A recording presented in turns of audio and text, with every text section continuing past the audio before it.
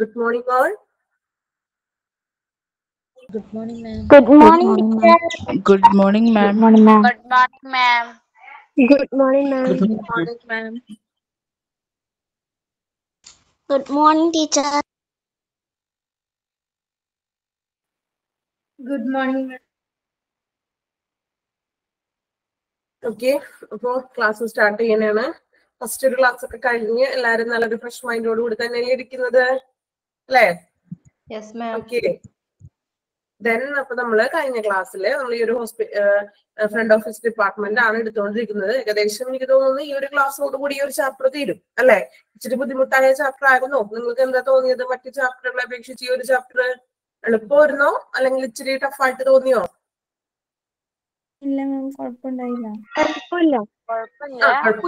ചില പോർഷൻസ് വരുമ്പോൾ ഇച്ചിരി ഡിഫിക്കൽട്ടി പോലെ ചെറിയ പ്രശ്നം.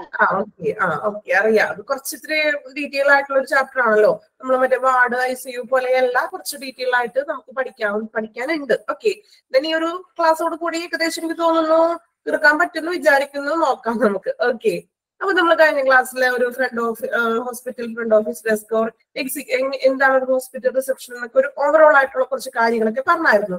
ഓർമ്മയുണ്ടോ എല്ലാവർക്കും? കഴിഞ്ഞ ക്ലാസ് ഒക്കെ വായിച്ചിട്ടുണ്ടോ എല്ലാവരും? ഇനി കഴിഞ്ഞ ക്ലാസ്സിൽ കയറാത്തവര് റെക്കോർഡഡ് ക്ലാസ് ഒക്കെ കണ്ടിട്ടുണ്ടോ? ആണോ? കുഴപ്പമില്ലല്ലോ, കണ്ടിന്യൂഷൻ ആണ് എടുക്കുന്നത്. ഓക്കെ, ദെൻ നമുക്ക് നോക്കാം. അപ്പൊ നമ്മള് ഒരു hospital front office desk executive അല്ലെങ്കിൽ ഒരു ഹോസ്പിറ്റൽ റിസപ്ഷനിസ്റ്റ് എന്താണെന്ന് പറഞ്ഞു. നമ്മൾ പറഞ്ഞു മെഡിക്കൽ റിസപ്ഷനിസ്റ്റ് എവിടെയൊക്കെ കാണുമെന്ന് പറഞ്ഞു. അല്ലെങ്കിൽ ഒരു ചെറിയൊരു എന്താ പറയാ, റിസപ്ഷനിസ്റ്റ് ആണെങ്കിലും ചെറിയ ഓഫീസിൽ എങ്ങനെയാണ്, വലിയ ഓഫീസിൽ എങ്ങനെയാണ്, അല്ലെങ്കിൽ അവര് ആ ഒരു പൊസിഷൻ, ഈ റിസപ്ഷൻ എന്ന് പറഞ്ഞൊരു പൊസിഷൻ അറിയപ്പെടുന്ന കുറച്ച് മറ്റു പേരുകളൊക്കെ നമ്മൾ പറഞ്ഞു. മെഡിക്കൽ ഓഫീസ് അസിസ്റ്റന്റ്, അല്ലെങ്കിൽ medical assistant reception, health care administrative profession, അങ്ങനെ കുറച്ച് കാര്യങ്ങളൊക്കെ നമ്മൾ പറഞ്ഞായിരുന്നു. ഇനി നമ്മൾ നോക്കുന്നത് main job duties and responsibilities. ഈ ഒരു ഹോസ്പിറ്റൽ റിസപ്ഷനിസ്റ്റിന്റെ അല്ലെങ്കിൽ ഒരു ഫ്രണ്ട് ഓഫീസ് ഡെസ്കിന്റെ മെയിൻ ജോബ്, അവരുടെ ജോലികൾ എന്തൊക്കെയാണ്, അവർ ചെയ്യേണ്ട ഡ്യൂട്ടീസ്, ദെൻ അവർ ചെയ്യേണ്ട അവരുടെ ഉത്തരവാദിത്തങ്ങൾ എന്തൊക്കെയാണെന്ന് ടോട്ടലി കോമൺ ആയിട്ട് എല്ലാം കൂടി ചേർത്തിട്ട് പറയുന്ന കേട്ടോ കുറച്ച് പോയിന്റ്സ്. ഡ്യൂട്ടീസും റെസ്പോൺസിബിലിറ്റീസ്, അവര് ചെയ്യേണ്ടതായിട്ടുള്ള എല്ലാ തരത്തിലുള്ള കാര്യങ്ങളാണ് ഇനി നമ്മൾ ഇന്ന് പറയാൻ പോകുന്നത്. കുറച്ച് കൂടുതൽ പോയിന്റ്സ് ഉണ്ട്. നോക്കിയായിരുന്നോ നിങ്ങൾ ഈ പോയിന്റ്സ്? വായിച്ചു നോക്കിയോ ആരെങ്കിലും? വായിച്ചായിരുന്നോ ആരെങ്കിലും? വായിച്ചോ? ഓക്കെ, ടീച്ചർ എടുക്കാൻ വേണ്ടി കാത്തിരിക്കായിരുന്നല്ലേ എല്ലാവരും? ഓക്കെ, അപ്പൊ ഒന്ന് വായിച്ചൊക്കെ നോക്കട്ടെ. വെറുതെ വായിച്ചു നോക്ക്, കുഴപ്പമൊന്നുമില്ല. ഒന്ന് വായിച്ചൊക്കെ നോക്കാം. ഓക്കെ, ദെൻ അപ്പൊ ഇത് കുറച്ച് കൂടുതൽ പോയിന്റ്സ് ഉണ്ട്. നിങ്ങൾ കണ്ട് ആരും ഞെട്ടൊന്നും വേണ്ട, കുഴപ്പമില്ല. കോമൺ ആയിട്ട് പറയുന്ന ഡ്യൂട്ടീസും കാര്യങ്ങളൊക്കെയാണ്. കുറെയൊക്കെ നമുക്ക് അറിയാവുന്ന കാര്യങ്ങൾ. നമ്മൾ ഈ ചാപ്റ്ററിൽ മൊത്തം അവർ ചെയ്യേണ്ട കാര്യങ്ങളും അല്ലെങ്കിൽ അവരുടെ ഉത്തരവാദിത്തങ്ങളൊക്കെ അല്ലേ പഠിച്ചത്. ആ ഒരു പോയിന്റ്സ് ഒക്കെയാണ്. പോയിന്റ്സ് അവർ ഇച്ചിരി കൂടുതലായിട്ട് തന്നു എന്നുള്ളൂ. അത് കണ്ട് ആരും പേടിക്കേണ്ട, കുഴപ്പമൊന്നുമില്ല. അത്യാവശ്യം നമ്മൾ പറഞ്ഞു പോയിട്ടുള്ള കാര്യങ്ങളൊക്കെ തന്നെയാണ് കേട്ടോ. വലിയ എക്സ്പ്ലനേഷൻ ഒന്നും വേണ്ട. നമുക്ക് ആ ഒരു ചെറിയൊരു പോർഷൻ മാത്രമേ ഒരു പേജും കൂടി എനിക്ക് തോന്നുന്നു വരുന്നുള്ളൂ. ഉണ്ടോ? പോയിന്റ്സ് കുറച്ചധികം ഉണ്ടെന്നുള്ളൂ. ദെൻ ഇത്രേ ഉള്ളൂ, നമ്മുടെ ഒരു ചാപ്റ്റർ കഴിയാറായി. പേടിക്കണ്ട, വലിയൊരു ചാപ്റ്റർ അങ്ങോട്ട് തീരും കേട്ടോ. ഓക്കെ, അപ്പൊ നമുക്ക് സ്റ്റാർട്ട് ചെയ്യാം. ഓരോ പോയിന്റ്സ് ആയിട്ട് വായിക്കാം കേട്ടോ. First point, main job duties and responsibilities. First നോക്കാം. Welcomes and greets all patients and visitors personally or over the phone. നമുക്കറിയാം, നമ്മൾ എന്ത് ചെയ്യും? നമ്മൾ പറഞ്ഞു പേഷ്യന്റ് വരുമ്പോൾ പേഷ്യന്റിനെ വെൽക്കം ചെയ്യുന്ന അതാണ് അവരുടെ ഒരു ഫസ്റ്റ് ജോബ് എന്ന് പറയുന്നത്, അല്ലെ? നമ്മളെ വെൽക്കം ചെയ്യും, അല്ലെ? അപ്പൊ പേഷ്യൻസിനെയും അല്ലെങ്കിൽ സന്ദർശകരെയും, വിസിറ്റേഴ്സ് വരുമല്ലോ ഹോസ്പിറ്റലില്, സോ വിസിറ്റേഴ്സിനെയും എന്ത് ചെയ്യും? ഗ്രീറ്റ് ചെയ്യും. പേഴ്സണലി ആയിട്ട് ഗ്രീറ്റ് ചെയ്യും. ചിലവരെ നമ്മൾ ഫോണിൽ കൂടി ആയിരിക്കും. ഞാൻ കഴിഞ്ഞ ദിവസം നമ്മളെ ഫോണിൽ വിളിക്കുമ്പോൾ ഗുഡ് മോർണിംഗ് മാം, അങ്ങനെ നമുക്ക് ഏതാണോ നമ്മൾ ആ ഒരു നമ്മളൊന്ന് ആ ടൈമിന്റെ അതനുസരിച്ചിട്ടൊന്ന് വിഷ് ചെയ്യും. ദെൻ കുറച്ച് നല്ല ഒരു എന്താണ്, ദെൻ വിഷ് ചെയ്തതിനു ശേഷമാണ് നമ്മളോട് കാര്യങ്ങളൊക്കെ ചോദിക്കുക. അപ്പൊ നേരിട്ടാണെങ്കിലും പേഷ്യൻസിനോടും വിസിറ്റേഴ്സിനോടും ഗ്രീറ്റ് ചെയ്യും. അതുപോലെ ഇപ്പോ ഫോണിലാണെങ്കിലും ഫോൺ വഴിയും ഗ്രീറ്റിംഗ്സും വെൽക്കം ഒക്കെ ചെയ്യുന്നു. ദെൻ രണ്ടാമത്തെ പോയിന്റ് നോക്കാം. The receptionist, even if you cannot verbally greet the patient, getting eye contact with them lets them know you are aware of their presence and will get to them as soon as possible. ചെയ്യുന്നത് if you cannot verbally greet the patient. ഇപ്പോ ചിലപ്പോ തിരക്കിനിടയിൽ ചിലപ്പോ അവർക്ക് നമ്മൾക്ക് ഇങ്ങനെ സംസാരത്തിലൂടെ അല്ലെങ്കിൽ നമ്മൾ നേരിട്ട് ഒരു പേഷ്യൻസിന്റെ അടുത്ത് പോയിട്ട് ഒരു ഗ്രീറ്റ് ചെയ്യാൻ പറ്റിയില്ലെങ്കിൽ ചില സാഹചര്യത്തിൽ പറ്റാത്ത സാഹചര്യങ്ങൾ വന്നേക്കാം അല്ലെ. അപ്പൊ അങ്ങനെയുള്ള സാഹചര്യങ്ങളൊക്കെ ആണെങ്കിൽ എന്ത് ചെയ്യാനാ പറഞ്ഞത്, നമുക്ക് വെർബലായിട്ട് വാക്കാൽ ഒന്ന് പറഞ്ഞ് അഭിസംബോധന ചെയ്യാൻ സാധിച്ചില്ല എങ്കിൽ അവരുമായിട്ടൊരു ഐ കോണ്ടാക്ട് വെച്ചിട്ട് നമുക്കറിയാം ചില വ്യക്തികളെ നമ്മൾ കാണുമ്പോഴേ ചില അവസരങ്ങളില് നമുക്ക് ചിലപ്പോൾ സംസാരിക്കാൻ പറ്റാത്ത അവസരങ്ങളൊക്കെ ഉണ്ടാവും. പക്ഷേ നമ്മളുടെ ഒരു ഐ കോണ്ടാക്റ്റിലൂടെ നമ്മൾക്ക് എന്താ പറയാ, നമ്മളുടെ ഒരു കണ്ണിലൂടെ നമുക്ക് സംസാരിക്കാൻ പറ്റും എന്ന് പറയും ഇല്ലേ? ആണോ? നിങ്ങൾക്ക് തോന്നിയിട്ടുണ്ടോ അങ്ങനെ? തോന്നിയിട്ടുണ്ടോ? ഓക്കെ.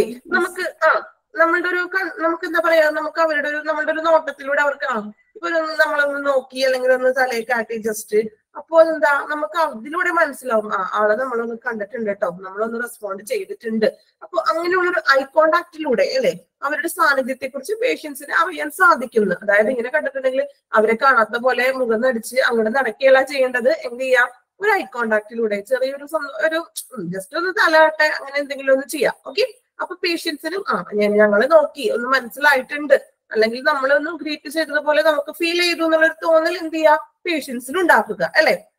അപ്പൊ എന്താ, അപ്പൊ പേഷ്യൻസിനും തോന്നും ഞങ്ങളെ കുറിച്ച്, അല്ലെങ്കിൽ നമ്മളുടെ ആ പ്രസൻസ് അല്ലെങ്കിൽ പെട്ടെന്ന് നമ്മളുടെ അടുത്ത് വരും, അവർ ആ തിരക്കൊഴിയുമ്പോഴേക്കും നമ്മളുടെ അടുത്ത് വരും. ചിലപ്പോ നമ്മളിങ്ങനെ വെയിറ്റ് ചെയ്യോട്ടോ എന്നൊക്കെ പറഞ്ഞ് ചിലപ്പോൾ സംസാരിക്കാൻ പറ്റില്ല. പക്ഷെ ഈ പറഞ്ഞ പോലെ ഒരു ഐ കോണ്ടാക്ട് പോലെയുള്ള കാര്യങ്ങള് അല്ലെങ്കിൽ അപ്പൊ അവർക്ക് തോന്നും അവർക്ക് തിരക്കിലായിരിക്കും, കുറച്ചു നേരം കഴിയുമ്പോൾ നമ്മളുടെ അടുത്തേക്ക് വന്നോളും എന്നുള്ളൊരു ഫീൽ നമുക്ക് തോന്നും. ഓക്കെ. അത്ര ഉള്ള രണ്ടാമത്തെ പോയിന്റിൽ പറയുന്നത്. കുറച്ച് വളച്ചൊടിച്ചൊക്കെ കൊടുത്തേക്കണം എന്നുള്ളൂ, കാര്യം ഇത്രേ ഉള്ളൂ. ഓക്കെ, മനസ്സിലായല്ലോ? എക്സ്പ്ലനേഷൻ ഒന്നും വേണ്ടാലോ. നമ്മള് സംസാരിക്കാൻ പറ്റിയില്ലെങ്കിലും നമ്മൾ നോർമലി ചെയ്യൂലേ ആ കാര്യങ്ങളൊക്കെ തന്നെ. ഓക്കെ. കുറച്ച് ഇവരിങ്ങനെ ഇംഗ്ലീഷിൽ കുറച്ച് പോയിന്റ്സ് ഇത്തിരി വളച്ചൊടിച്ച് കൊടുത്തു എന്ന് മാത്രമേ ഉള്ളൂ, നമ്മള് മീനിങ് ഒന്ന് മനസ്സിലാക്കാം. ഓക്കെ. മൂന്നാമത്തെ പോയിന്റ് നോക്കാം. Respond to enquiries by patient, prospective patients and visitors in a courteous manner. Courteous manner നമ്മൾ പറഞ്ഞു ഒരു മര്യാദയോട് കൂടി അല്ലെ. അതായത് ഇൻക്വയറീസ് ബൈ പേഷ്യൻസ്. അപ്പൊ ഇൻക്വയറീസ് മീൻസ് എൻക്വയറി നമ്മൾ അന്വേഷണങ്ങളും മറ്റു കാര്യങ്ങളും. ഇപ്പോ അങ്ങനെയുള്ള പേഷ്യൻസിന്റെ അന്വേഷണങ്ങൾക്ക് നമ്മൾ റെസ്പോണ്ട് ചെയ്യുക. ദെൻ പ്രോസ്പെക്റ്റീവ് പേഷ്യൻസ് എന്ന് പറഞ്ഞാൽ വരാനിരിക്കുന്ന പേഷ്യൻസ് എന്ന് പറഞ്ഞാൽ ആരായിരിക്കും? ഇതുപോലെ കോളിലൂടെ ഒക്കെ വിളിച്ച് ചോദിക്കും അല്ലെ, ഇന്ന ഡോക്ടർ ഉണ്ടോ എന്നൊക്കെ നമ്മൾ ചോദിക്കാറില്ലേ. അപ്പോ അങ്ങനെയുള്ള പേഷ്യൻസിന്റെ അടുത്തും വിസിറ്റേഴ്സിനോടും നമ്മൾ കോർട്ടസി ആയിട്ട് തന്നെ എന്ത് ചെയ്യാം, റെസ്പോണ്ട് ചെയ്യണം. മര്യാദയോട് കൂടി നല്ലൊരു സംസ്കാരമുള്ള നല്ലൊരു ഭാഷയിലായിരിക്കണം അവരോട് എന്ത് ചെയ്യാൻ, ബിഹേവ് ചെയ്യാൻ. ഓക്കെ. 3 പോയിന്റ് ക്ലിയർ ആയെന്ന് വിചാരിക്കുന്നു. ദെൻ നോക്കാം. Register new patient according to established protocols. ഇനി പുതിയ പേഷ്യൻസ് ഒക്കെ വരികയാണെങ്കിൽ നമ്മൾ അവരെയൊക്കെ എന്ത് ചെയ്യാൻ, രജിസ്റ്റർ ചെയ്യണം. എസ്റ്റാബ്ലിഷ് പ്രോട്ടോകോൾസ് എന്ന് പറഞ്ഞാൽ കുറെ മാനദണ്ഡങ്ങളും കാര്യങ്ങളൊക്കെ ഉണ്ടാവില്ലേ ഹോസ്പിറ്റലില്, അതൊക്കെ അനുസരിച്ചിട്ട് എന്ത് ചെയ്യാം, അവരെയൊക്കെ ഒന്ന് രജിസ്റ്റർ ചെയ്യാം, പുതിയ പേഷ്യൻസിനെ രജിസ്റ്റർ ചെയ്യുക.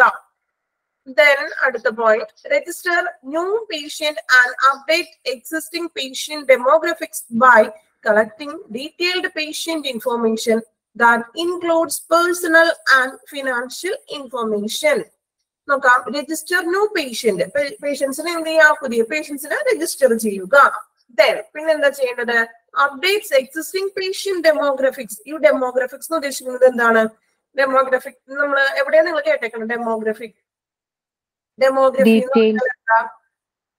ഡെമോഗ്രഫി മീൻ കേട്ടിട്ടുണ്ടോ?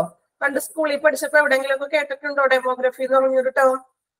ഡെമോക്രാറ്റിക് അല്ല, ഡെമോക്രാറ്റിക് നമുക്കറിയാം, ജനാധിപത്യം അല്ലെ. ഡെമോഗ്രഫി നിങ്ങൾ പഠിച്ചിട്ടില്ലേ? കുഞ്ഞു ക്ലാസ്സിലൊന്നും നിങ്ങൾക്ക് ആർക്കും ഓർമ്മയില്ല? ഡെമോഗ്രഫി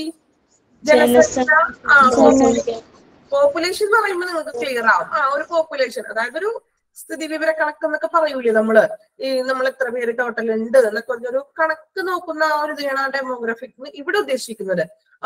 അപ്പോ നോക്കാം. Demographic by collecting detailed patient information that include personal and financial information. ഒരു പേഷ്യൻസിനെ സംബന്ധിച്ച് വരുന്നിട്ടുള്ള വ്യക്തിപരവും പേഴ്സണൽ ആൻഡ് ഫിനാൻഷ്യൽ, ഇപ്പൊ സാമ്പത്തികവുമായിട്ടുള്ള അങ്ങനെയുള്ള ഉൾപ്പെടുന്ന ഒരു രോഗി വിവരങ്ങൾ നമ്മൾ എന്ത് ചെയ്യുക, ശേഖരിച്ചിട്ട് പുതിയ രോഗികളെയൊക്കെ രജിസ്റ്റർ ചെയ്യുകയും അത് ഈ ഡെമോഗ്രഫിക് ആയിട്ട് അല്ലെങ്കിൽ അപ്ഡേറ്റ് ചെയ്യുകയും ചെയ്യുന്നു. ഡെമോഗ്രഫിക് മീൻസ് ജനസംഖ്യാപരമായിട്ടെന്ന് പറഞ്ഞാൽ എത്രത്തോളം ടോട്ടൽ എണ്ണം വരുന്നു എന്നൊരു അടിസ്ഥാനത്തിലേക്ക് ഒന്ന് എന്ത് ചെയ്യുക, അപ്ഡേറ്റ് ചെയ്യുക. Then okay. അപ്പൊ ഫസ്റ്റ് 5 പോയിന്റ് ആണ് നമ്മൾ പറഞ്ഞത്. നിങ്ങളൊന്ന് വായിച്ചു നോക്കാം കേട്ടോ. ആദ്യത്തെ 5 പോയിന്റ് വായിക്കാം. ഇപ്പൊ ഞാൻ പറഞ്ഞില്ലേ, ആദ്യത്തെ 5 പോയിന്റ് വായിക്കാം, എന്നിട്ട് നമുക്ക് നെക്സ്റ്റ് 5 പോയിന്റ്സ് പറയാം. ഒറ്റയടിക്ക് പറയുമ്പോൾ അതൊരു ബോറിംഗ് അല്ലേ? അഞ്ചെണ്ണം വെച്ച് നമുക്ക് പറഞ്ഞു നോക്കാം കേട്ടോ. ഫസ്റ്റ് 5 നമ്മൾ പറഞ്ഞത്, ദെൻ 5 വായിക്കാം. പെട്ടെന്ന് വായിച്ചോളൂ. നമുക്ക് മാക്സിമം തീർക്കാൻ പറ്റുവാണെങ്കിൽ ഈ ഒരു ചാപ്റ്റർ ഒന്ന് തീർക്കാം.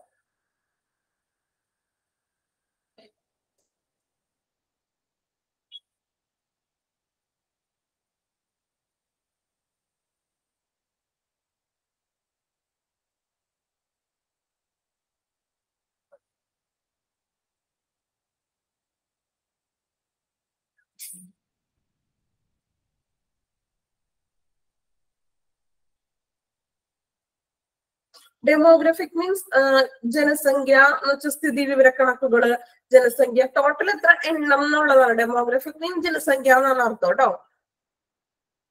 ഇവിടെ നമ്മൾ ജനസംഖ്യ നോക്കേണ്ട കാര്യമൊന്നും ഇല്ലല്ലോ. എത്ര പേരുകളുടെ ആ ടോട്ടൽ എണ്ണം കണക്കാക്കാൻ വേണ്ടിയിട്ടാണ് കേട്ടോ. ഓക്കെ,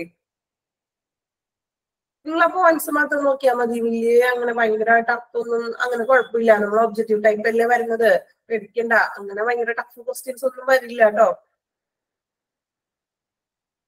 ദെൻ വായിച്ചെന്ന് വിചാരിക്കുന്നു. ദെൻ നോക്കാം. ഇനി നെക്സ്റ്റ് പോയിന്റ് ആണ് കേട്ടോ. ഇനി 6ാമത്തെ പോയിന്റ് നോക്കാം. Assist patient to complete all necessary forms and documentation including medical insurance. അല്ലെ? അസിസ്റ്റ് പേഷ്യന്റ് ടു, അസിസ്റ്റ് ചെയ്യാന്ന് പറഞ്ഞാൽ എന്താണ്? ഒന്ന് കൂടെ നിന്ന് ഒരു അസിസ്റ്റന്റ് ആയിട്ട് ഒന്ന് ഹെൽപ്പ് ചെയ്ത് കൊടുക്കുക. എന്തൊക്കെ കാര്യങ്ങളാണ് ഹെൽപ്പ് ചെയ്യേണ്ടത്? To complete all necessary forms. എല്ലാ ഫോംസിലും കുറെ ഫോംസും കാര്യങ്ങളൊക്കെ നമ്മളൊരു ഹോസ്പിറ്റലിൽ ഫിൽ ചെയ്ത് കൊടുക്കാനൊക്കെ ഉണ്ടാവില്ലേ? അങ്ങനെയുള്ള ഫോംസും കാര്യങ്ങളൊക്കെ ഒന്ന് ഫിൽ ചെയ്യാനും കാര്യങ്ങൾ കംപ്ലീറ്റ് ചെയ്യാനൊക്കെ എന്ത് ചെയ്യാം?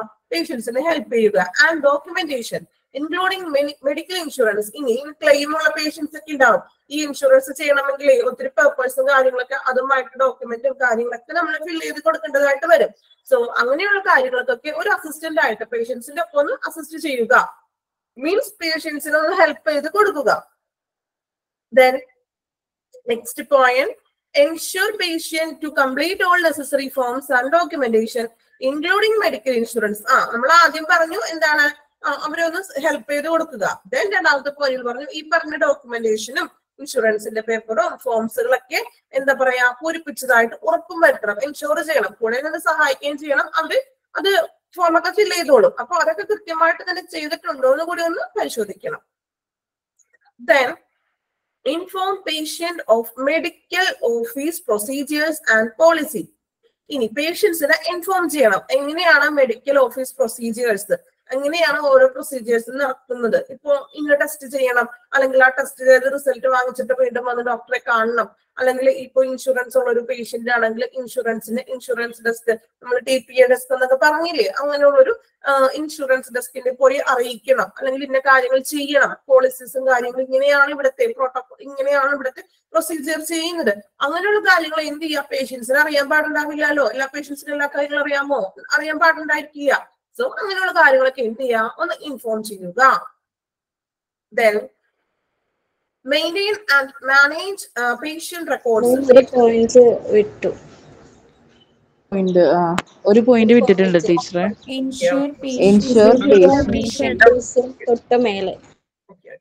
ശ്രദ്ധിക്കുന്നുണ്ടപ്പോ അല്ലെ? ആരോർക്കത്തിലൊന്നല്ല അല്ലെ? Okay. Then okay, ensure patient complete necessary കഴിഞ്ഞിട്ട് നെക്സ്റ്റ് പോയിന്റ് അല്ലെ? Ensure patient information is accurate including billing information. Ensure patient information is accurate. Accurate means എന്താണ്? Accurate എന്ന് വെച്ചാൽ എന്താ അർത്ഥം? Accurate. കറക്റ്റ് കറക്റ്റ് ആയിട്ടുള്ള കൃത്യമായിട്ടുള്ള ഒരു മീനിങ് ആണ് ആക്യുറേറ്റ് എന്നുള്ള ഒരു മീനിങ് അല്ലെ? അപ്പൊ എന്താണ്? Ensure patient information is accurate including billing information. Billing ഉൾപ്പെടെയുള്ള വിവരങ്ങൾ കൃത്യമാണെന്ന് ഉറപ്പുവരുത്തണം. ബില്ലിങ്ങും എല്ലാ കാര്യങ്ങളും ആക്യുറേറ്റ് ആണെന്നുള്ള കാര്യം തന്നെ എൻഷുർ ചെയ്യണം പേഷ്യൻസിനെ. Then inform patient of medical office procedures and policy. പറഞ്ഞു മെഡിക്കൽ എങ്ങനെയൊക്കെയാണ് അടുത്ത കാര്യങ്ങളും പ്രൊസീജിയേഴ്സ് എന്നൊക്കെ ഒന്ന് പേഷ്യൻസിനെ ഒന്ന് ഇൻഫോം ചെയ്യുക. Then maintain and manage patient record. പേഷ്യൻസിന്റെ റെക്കോർഡ്സുകൾ മെയിൻറ്റെയിൻ ചെയ്യുകയും അത് മാനേജ് ചെയ്യുകയും സൂക്ഷിക്കുകയും അതെല്ലാം അവരുടെ ഉത്തരവാദിത്തമാണ് മെയിൻറ്റെയിൻ ചെയ്യേണ്ടത്.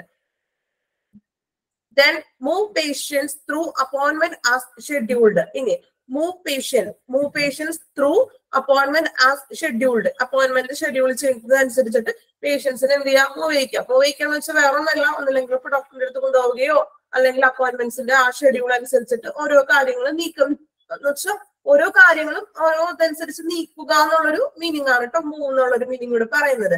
അപ്പോയിന്റ്മെന്റ് ഷെഡ്യൂൾ ഒക്കെ ഉണ്ടാവില്ലേ, നേരത്തെ തന്നെ ബുക്കിംഗ് ഒക്കെ ചെയ്ത പേഷ്യൻസ് ഉണ്ടാവും. അപ്പൊ അതനുസരിച്ചിട്ട് ആ ഡോക്ടറിന്റെ അടുത്ത് കാണാനും അങ്ങനെയുള്ള കാര്യങ്ങളൊക്കെ ഒന്ന് ചെയ്തു കൊടുക്കുക. Then facilitate patient flow by notifying the provider and the patient arrival, being aware of delays and communicating with the patients and clinical staff. എന്താണ് അവിടെ പറയുന്നത്? Facilitate patient flow. Then patients arrival എന്ന് വെച്ചാൽ എന്താ? അറൈവൽ ചെയ്യുക എന്ന് പറയുന്നത് കേട്ടിട്ടില്ലേ? അറൈവൽ വരിക എന്നുള്ളത് അല്ലെ, ഇങ്ങോട്ട് നമ്മൾ വന്ന് സ്വീകരിക്കുന്ന അറൈവൽ ഏരിയ എന്നൊക്കെ പറയുന്നത് നമ്മള്. അപ്പോ എന്താണ് രോഗികളുടെ എന്താണ് ഓക്കെ, അതായത് facilitate patient flow by notifying the provider patient's arrival. അതായത് പേഷ്യൻസിന്റെ രോഗികളുടെ ആ വരവ് നമ്മൾ എന്ത് ചെയ്യാം, അതിനെ അറിയിക്കുക. നമ്മൾ ഓൾറെഡി ചിലപ്പോ ഇൻഫോം ചെയ്ത പേഷ്യൻസ് ഒക്കെ ഉണ്ടാവില്ലേ, ചിലപ്പോ വേറൊരു ഹോസ്പിറ്റലിൽ നിന്നും ഷിഫ്റ്റ് ചെയ്ത പേഷ്യൻസ് ഉണ്ടാവും. അങ്ങനെ ഇന്ന പേഷ്യൻസിന് നമ്മൾ വേറൊരു ഹോസ്പിറ്റലിൽ നിന്ന് നമ്മൾ ഷിഫ്റ്റ് ചെയ്ത് ട്രാൻസ്ഫർ ചെയ്ത് വരുന്നുണ്ട്. അല്ലെങ്കിൽ ഇതുപോലെ നേരത്തെ ബുക്കിങ്ങുകളും കാര്യങ്ങളൊക്കെ നമ്മൾ ഓൾറെഡി നേരത്തെ പേഷ്യൻസ് വരുന്നുണ്ടോ എന്നുള്ള ഒരു അതെന്ത് ചെയ്യാ, പ്രൊവൈഡർ ദാതാവിനെ അറിയിക്കണം. പ്രൊവൈഡർ മീൻസ് ഇവിടെ ഹോസ്പിറ്റൽ അധികാരികളെയോ അങ്ങനെ ഒന്ന് ഇൻഫോം ചെയ്യും. അപ്പൊ അങ്ങനെയുള്ള കാര്യങ്ങൾ ഇൻഫോം ചെയ്യുക. പിന്നെ ബീയിങ് അവെയർ ഓഫ് ഡിലേസ്, ഇനി എന്തെങ്കിലും ഡിലേ വരുന്നുണ്ടോ, അല്ലെങ്കിൽ ചിലപ്പോൾ ഇത്ര ഡിലേസ് വരും, അല്ലെങ്കിൽ ഇപ്പൊ ഡോക്ടർ ഇത്ര ടൈമിനുള്ളിൽ എത്തുള്ളൂ, അല്ലെങ്കിൽ ഇത്ര ദിവസം അല്ലെങ്കിൽ വെയിറ്റ് ചെയ്യേണ്ടതായിട്ട് വരും. ചില അങ്ങനെ ഡിലേക്ക് അങ്ങനെ മുൻകൂട്ടി അറിയുന്നതാണെങ്കിൽ എന്ത് ചെയ്യുക, അതുകൂടി ഒന്ന് പേഷ്യൻസിനെ ഒന്ന് അവെയർ ആക്കുക, അവരോടൊന്ന് പറയുക ഇന്ന കാര്യങ്ങൾ ഇത്ര ടൈമിൽ ചിലപ്പോൾ ഡിലേ ഉണ്ടാകും കേട്ടോ.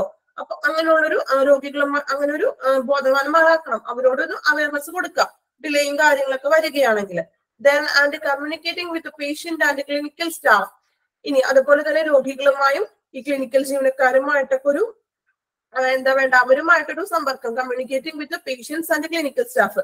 ഈ സ്റ്റാഫുകളും അല്ലെങ്കിൽ രോഗികളുമായിട്ടൊരു കമ്മ്യൂണിക്കേഷൻസ് ഒക്കെ അതിന്റെ ഇടയിൽ കൊണ്ടുവരുത്തണം. ഓക്കെ, ഇതാണ് ആ ഒരു പോയിന്റിൽ പറയുന്നത്. Then answer incoming calls and deal with inquiries and answer the phone while maintaining polite, consistent phone manner using proper telephone etiquette. Etiquette മനസ്സിലായില്ലേ, മര്യാദകൾ അല്ലെങ്കിൽ ആ പ്രോപ്പർ ആയിട്ടുള്ള രീതിയിലുള്ള സംസാരം.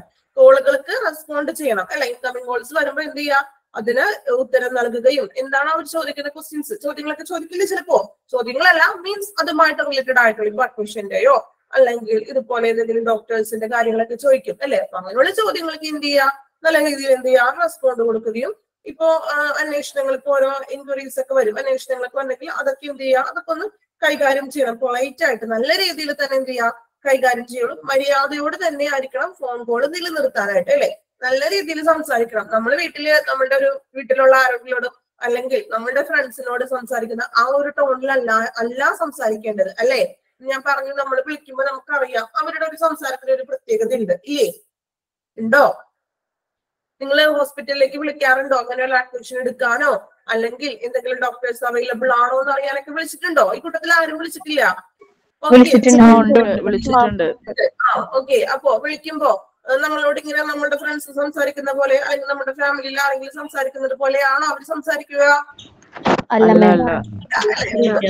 നല്ല ഒരു രീതിയിൽ നല്ലൊരു മാനേഴ്സോട് കൂടി. ഇപ്പൊ ഗുഡ് മോർണിംഗ് മാം, ഓക്കെ ഇന്ന ഹോസ്പിറ്റൽ അന്ന് നമ്മൾ ഫസ്റ്റ് തന്നെ അങ്ങനെയാണ് അവർ കോൾ എടുക്കുമ്പോൾ പറയുന്നത് അല്ലെ. ഇപ്പൊ എന്താ ഇപ്പൊ ഗുഡ് മോർണിംഗ് ആണെങ്കിൽ ആ ടൈം ഏതാ ടൈമാണോ അപ്പൊ അതിനുള്ളൊരു നമ്മളൊന്ന് ഇപ്പൊ ഗുഡ് മോർണിംഗ് മാം ഇന്ന ഹോസ്പിറ്റൽ, ഓക്കെ എന്താണ്, അപ്പൊ നമ്മൾ നമ്മുടെ കാര്യം പറയുന്നത്. അങ്ങനെയാണ് അവർ ഫോൺ കോൾ തുടങ്ങുന്നത്, സ്റ്റാർട്ട് ചെയ്യുന്നത് തന്നെ. അപ്പൊ ആ സ്റ്റാർട്ട് ചെയ്ത രീതിക്ക് തന്നെ നമ്മൾ എന്താണ് ചോദിക്കുന്നത്. ചിലപ്പോൾ നമ്മൾ ഏതെങ്കിലും സ്പെഷ്യലിസ്റ്റ് ഡോക്ടർ, ഇപ്പൊ പീഡിയാട്രിക് ഡോക്ടർ ഇന്ന് അവൈലബിൾ ആണോ, ഏത് ടൈമിലാണ്, അപ്പൊ അവര് കറക്റ്റ് പ്രോപ്പർ ആയിട്ടുള്ള അതിനുള്ളൊരു മറുപടി തരും. വേറെ എക്സ്ട്രാ കാര്യങ്ങളൊന്നും നമ്മളോട് ചോദിക്കാറില്ല അവര് അല്ലെ. ആ കറക്റ്റ് ഒരു ഫോൺ കോളിന്റെ രീതി എങ്ങനെയാണോ അത് അറ്റൻഡ് ചെയ്യേണ്ടത്, നല്ലൊരു പ്രോപ്പർ ആയിട്ടുള്ള ഒരു മാനറിൽ തന്നെയാണ് അവർ എന്ത് ചെയ്യുക, ഫോൺ കോളുകൾ സ്വീകരിക്കേണ്ടത്. ഓക്കെ, then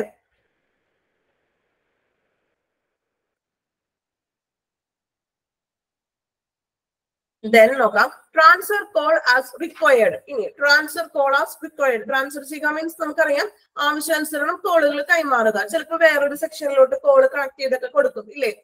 ഇന്ന സെക്ഷനിൽ കോളുകൾ അല്ലെങ്കിൽ ഉണ്ടെങ്കിൽ അത് എന്ത് ചെയ്യുക, കോളുകളൊക്കെ ഒന്ന് കണക്ട് ചെയ്തൊക്കെ കൊടുക്കും. ട്രാൻസ്ഫർ ചെയ്യുക എന്ന് വെച്ചാൽ അതാണ് കേട്ടോ. Then collect co-pays and payments. ഇനി എന്തെങ്കിലും പേയ്മെന്റ്സുകളൊക്കെ കളക്ട് ചെയ്യാനുണ്ടെങ്കിൽ അത് എന്ത് ചെയ്യും, പേയ്മെന്റ്സുകൾ കളക്ട് ചെയ്യും അല്ലെ. അഡ്മിഷൻ ഡിപ്പാർട്ട്മെന്റിൽ ചിലപ്പോ ചില ഹോസ്പിറ്റലിലൊക്കെ ടോട്ടലി ഒരു നമ്മൾ പുതിയതായിട്ട് വരുമ്പോഴേ അഡ്മിഷനൊക്കെ എടുക്കുമ്പോൾ ആ ഒരു കാർഡിനൊക്കെ അവരൊരു എമൗണ്ട് വാങ്ങിക്കാറുണ്ട് ഇല്ലേ, വാങ്ങിക്കാറില്ലേ? ഫ്രീ ആയിട്ടൊന്നല്ലല്ലോ തരുന്നത്, വാങ്ങിക്കില്ലേ? അഡ്മിഷന്റെ ആ ടൈമില് ഒരു ചെറിയൊരു എമൗണ്ട് 250 അല്ലെങ്കിൽ 300 ഓരോ ഹോസ്പിറ്റലിലും വ്യത്യാസം ഉണ്ടാവും കേട്ടോ. അങ്ങനെ ഒരു ചെറിയൊരു എമൗണ്ട് ഒക്കെ അവര് വാങ്ങിക്കാറുണ്ട്. അപ്പൊ അങ്ങനെയുള്ള പേയ്മെന്റ്സുകള്. ദെൻ കോപേസ്. എന്താണ് കോപേസ് കേട്ടിട്ടുണ്ടോ നിങ്ങള്? പേയ്മെന്റ് എന്ന് പറഞ്ഞാല് നമ്മൾ കൊടുക്കുന്ന സാധാരണ നമ്മൾ പേയ്മെന്റ് കൊടുക്കാറില്ലേ, ഇത്ര ഫസ്റ്റ് അഡ്മിഷൻ എടുക്കുമ്പോൾ ഇത്ര ഒരു എമൗണ്ട് എന്നൊക്കെ പറയും അല്ലെ. ഇനി അതുപോലെ കോപേസ് ഒന്ന് കേട്ടിട്ടുണ്ടോ നിങ്ങള്? ആരും കേട്ടിട്ടുണ്ടോ? ഇല്ല മാം. ഓക്കെ, കോപേസ് ഉദ്ദേശിക്കുന്നതേ എമൗണ്ട് തന്നെ. പക്ഷെ ഞാൻ പറഞ്ഞു നമ്മളിപ്പോ ഈ ഹെൽത്ത് ഇൻഷുറൻസ് ഒക്കെ ഉണ്ടല്ലോ, ഇപ്പൊ മിക്ക ഹോസ്പിറ്റലിലും ക്ലെയിമുകളും അല്ലെങ്കിൽ അങ്ങനെയുള്ള റിലേറ്റഡ് ആയിട്ടുള്ള ഹെൽത്ത് ഇൻഷുറൻസ് കാര്യങ്ങളൊക്കെ ഉണ്ടാവും അല്ലെ. അത് എല്ലാ പേഷ്യൻസിനും അവൈലബിൾ ഒന്നും ആയിരിക്കില്ല. ആ ഇൻഷുറൻസ് ഉള്ള പേഷ്യൻസിന് അതിന്റെ ബെനിഫിറ്റ് ഉള്ളൂ. സോ അങ്ങനെ വരുന്ന കേസസുകളില്ലേ, ഇപ്പോ ഈ പറഞ്ഞ പോലെ ഇപ്പൊ ഒത്തിരി ഹെൽത്ത് കെയർ അങ്ങനെയുള്ള പ്ലാനുകളൊക്കെ ഒത്തിരി ഉണ്ട്. അപ്പൊ പക്ഷെ ഈ ഹെൽത്ത് ഇൻഷുറൻസുകളിൽ ഒത്തിരി തട്ടിപ്പുകളും കാര്യങ്ങളൊക്കെ വരുന്നുണ്ട്. എല്ലാത്തിലും നല്ല, എന്നാലും ഓൾമോസ്റ്റ് എനിക്ക് തോന്നുന്നു അങ്ങനെ കുറച്ച് തട്ടിപ്പുകളും മറ്റു കാര്യങ്ങളൊക്കെ വരുന്നുണ്ട്. അപ്പൊ ഇങ്ങനെയുള്ള തട്ടിപ്പുകളിൽ നിന്നൊക്കെ രക്ഷപ്പെടാനായിട്ടാണ് കമ്പനികൾ കൊണ്ടുവന്നിരുന്ന ഒരു ആശയമാണ് ഈ ഒരു കോപേയ്മെന്റ് അല്ലെങ്കിൽ കോപേയ്മെന്റ് എന്ന് പറയുന്നത്. അതായത് അതൊരു ഈ പറഞ്ഞ പോലെ ഒരു കരാറ് പോലെയാണ്, ജസ്റ്റ് ഒരു എഗ്രിമെന്റ് പോലെയാണ്. അതിനകത്ത് നമ്മൾ ഒപ്പിട്ട് കൊടുത്തിട്ട് ആ പേപ്പറാണ് ഈ കോപേയ്മെന്റ് എന്ന് ഇവർ പറയുന്നത്. പേപ്പറിൽ വേറെ ഒന്നല്ല പറയുന്നത്. ഇപ്പൊ നമ്മൾ ഹോസ്പിറ്റലിൽ കിടക്കുമ്പോഴേ ചിലപ്പോ ഒരു ക്ലെയിം ഉണ്ടെങ്കിൽ ക്ലെയിമിന്റെ ഒരു ചെറിയ ശതമാനം മാത്രം നമ്മൾ എന്ത് ചെയ്താൽ മതി, നമ്മൾ ഹോസ്പിറ്റലിൽ അഡ്മിറ്റഡ് ആയി അതിന്റെ ഒരു ചെറിയൊരു എമൗണ്ട് മാത്രം നമ്മളുടെ കയ്യിൽ നമ്മൾ അടച്ചാൽ മതി. ബാക്കി ഇത്ര പെർസെന്റേജ് ക്ലെയിമിൽ നിന്നാണ് നമുക്ക് കിട്ടുന്നത് ട്രീറ്റ്മെന്റിന്. നമുക്ക് അങ്ങനെ കിട്ടാറില്ലേ? നിങ്ങൾക്കൊക്കെ അങ്ങനെ ക്ലെയിം ഉള്ളവരുണ്ടോ ഈ കൂട്ടത്തില്? ഒരു ചെറിയൊരു എമൗണ്ട് മാത്രം നമ്മൾ ചെയ്താൽ മതിയായിരിക്കും. ബാക്കി തുകയൊക്കെ എന്ത് ചെയ്യും, ക്ലെയിമിൽ നിന്ന് നമുക്ക് ലഭിക്കും. ക്ലെയിം വഴിയാണ് കിട്ടുന്നത്. അപ്പൊ ഇങ്ങനെയുള്ള ഇൻഷുറൻസ് ക്ലെയിം ഒക്കെ ഉള്ളത് അങ്ങനെ ഇത്ര പെർസെന്റേജ് നമ്മൾ അടക്കുന്നു, ബാക്കി ഇവര് ചെയ്യും എന്നുള്ള ആ ഒരു ചെറിയൊരു എഗ്രിമെന്റ് പോലെ ഒരു കരാറിനാണ് ഈ കോപേസ് എന്ന് ഉദ്ദേശിക്കുന്നത്. ക്ലിയർ ആയില്ലേ? ആദ്യമായിട്ട് കേട്ടതല്ലേ? ക്ലിയർ ആയോ? ക്ലിയർ ആയോ? Okay okay okay. ദെൻ അപ്പൊ അതാണ് കോപേസ് എന്ന് പറയുന്നത് കേട്ടോ. ഇനി ഇങ്ങനെ ഒരു ടേം കേൾക്കുമ്പോ അറിയില്ല എന്ന് ആരും പറയരുത്. ഇത്രേ ഉള്ളൂ. നമ്മൾ ആ ക്ലെയിമും കാര്യങ്ങളൊക്കെ അതിന്റെ ഒരു ചെറിയൊരു എന്താ പറയാ ഒരു ഈ പറ എഗ്രിമെന്റ് ഒക്കെ പോലെ ചെയ്യൂലേ, തട്ടിപ്പുകളിൽ ഒന്നും വരാണ്ടിരിക്കാൻ ഇങ്ങനെ ചെയ്യുന്ന ഒരു പേപ്പർ സൈൻ ചെയ്ത് കൊടുക്കുക, അത്രേ ഉള്ളൂ. Okay. Then report statistics as required. Statistics as required. Statistics എന്ന് പറഞ്ഞാൽ എന്താണ്? സ്ഥിതി വിവര കണക്കുകളൊക്കെ എങ്ങനെയാണ് ടോട്ടൽ എമൗണ്ടുകളും കാര്യങ്ങളൊക്കെ ഒന്ന് കണക്കുകളൊക്കെ ഒന്ന് ആവശ്യമുള്ള കണക്കുകളും റിപ്പോർട്ട് അതൊക്കെ എന്ത് ചെയ്യുക, സ്ഥിതി വിവര കണക്കുകളൊക്കെ ഒന്ന് റിപ്പോർട്ട് ചെയ്യുക. Then schedule hospital admissions, tests, scans and outside appointments for patients. ഇനി ഷെഡ്യൂൾ ഹോസ്പിറ്റൽ അഡ്മിഷൻസ്, ഹോസ്പിറ്റലിന്റെ അഡ്മിഷൻസുകളൊക്കെ എന്ത് ചെയ്യുക, ഷെഡ്യൂൾ ചെയ്യുകയും അല്ലെ. രോഗികൾക്ക് ഹോസ്പിറ്റൽ അഡ്മിഷൻ അല്ലെങ്കിൽ ടെസ്റ്റുകൾ ഇപ്പൊ മറ്റേതെങ്കിലും ടെസ്റ്റുകളൊക്കെ ചെയ്യുന്നുണ്ടെങ്കിൽ അതെല്ലാം ഒന്ന് ഷെഡ്യൂൾ ചെയ്യുകയും. Outside appointments for patients. Outside appointments എന്ന് പറയുന്നത് ചില ടെസ്റ്റുകൾക്കൊക്കെ നമ്മൾ പുറത്തേക്കൊക്കെ ഇപ്പൊ സ്കാനിങ് ഒക്കെ ഇല്ലാത്ത ഹോസ്പിറ്റലാണെങ്കിൽ നമ്മൾ പുറത്തേക്ക് വേറൊരു സ്ഥലത്തേക്ക് ഡോക്ടർ എഴുതിയൊക്കെ തരാറുണ്ട് സ്കാൻ ചെയ്യാനൊക്കെ ഇല്ലേ? തന്നിട്ടുണ്ടോ അങ്ങനെ?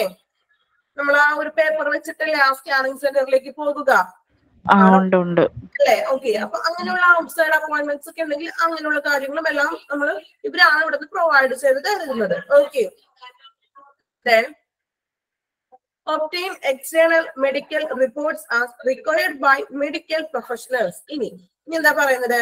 ഒബ്റ്റെയിൻ എക്സ്റ്റേണൽ മെഡിക്കൽ ഒബ്റ്റെയിൻ ചെയ്യുക എന്ന് പറഞ്ഞാൽ കളക്ട് ചെയ്യുക എന്നുള്ളൊരു ടേമാണ്.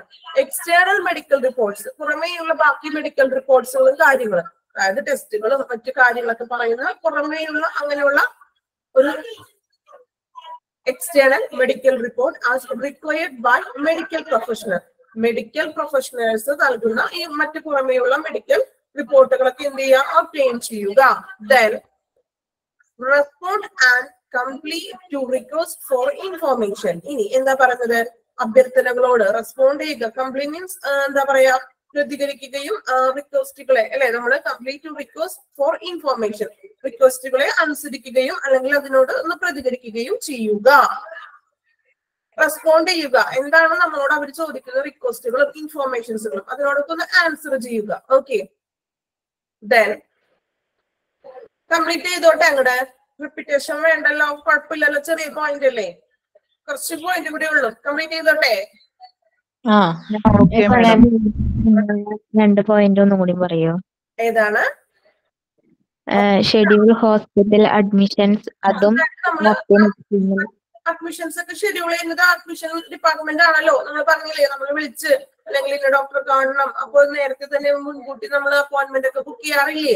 അപ്പൊ അങ്ങനെയുള്ള അഡ്മിഷൻ കേസസുകള്. ഇനി എന്തെങ്കിലും ടെസ്റ്റുകളും കാര്യങ്ങളും ചെയ്യണോ, അല്ലെങ്കിൽ സ്കാനിങ് അങ്ങനെയുള്ള കാര്യങ്ങളൊക്കെ ചെയ്യുന്നത് അവരാണെന്ന്.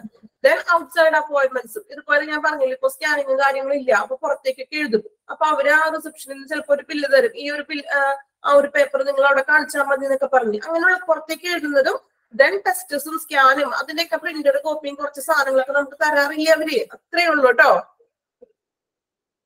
ഓക്കെ മാം, ഈ കോപ്പേസ് ഒന്നുകൂടി പറയോ?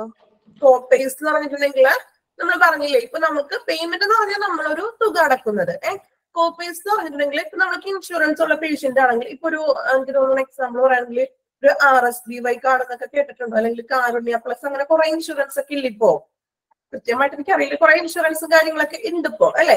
അപ്പൊ അങ്ങനെ ഇൻഷുറൻസ് ഉള്ള പേഷ്യന്റ് ആണെങ്കിൽ ചില ഹോസ്പിറ്റലുകളായിരിക്കും ആ ഇൻഷുറൻസിന്റെ കീഴിൽ അവൈലബിൾ ആയിട്ടുള്ളത്. അപ്പൊ നമ്മൾ ആ ഹോസ്പിറ്റലിൽ ചെല്ലും. അപ്പൊ നമ്മളുടെ ഭാഗത്തുനിന്ന് ചെറിയൊരു എമൗണ്ട് മാത്രം നമ്മൾ പേയ്മെന്റ് ചെയ്താൽ മതി. ബാക്കി ഇൻഷുറൻസിൽ നിന്നാണ് നമുക്ക് പൈസ കിട്ടും. നമ്മൾ ഇത്ര ദിവസം 24 hours കിടക്കണം എന്നാണ് അങ്ങനെ ക്ലെയിം കിട്ടണമെങ്കിൽ.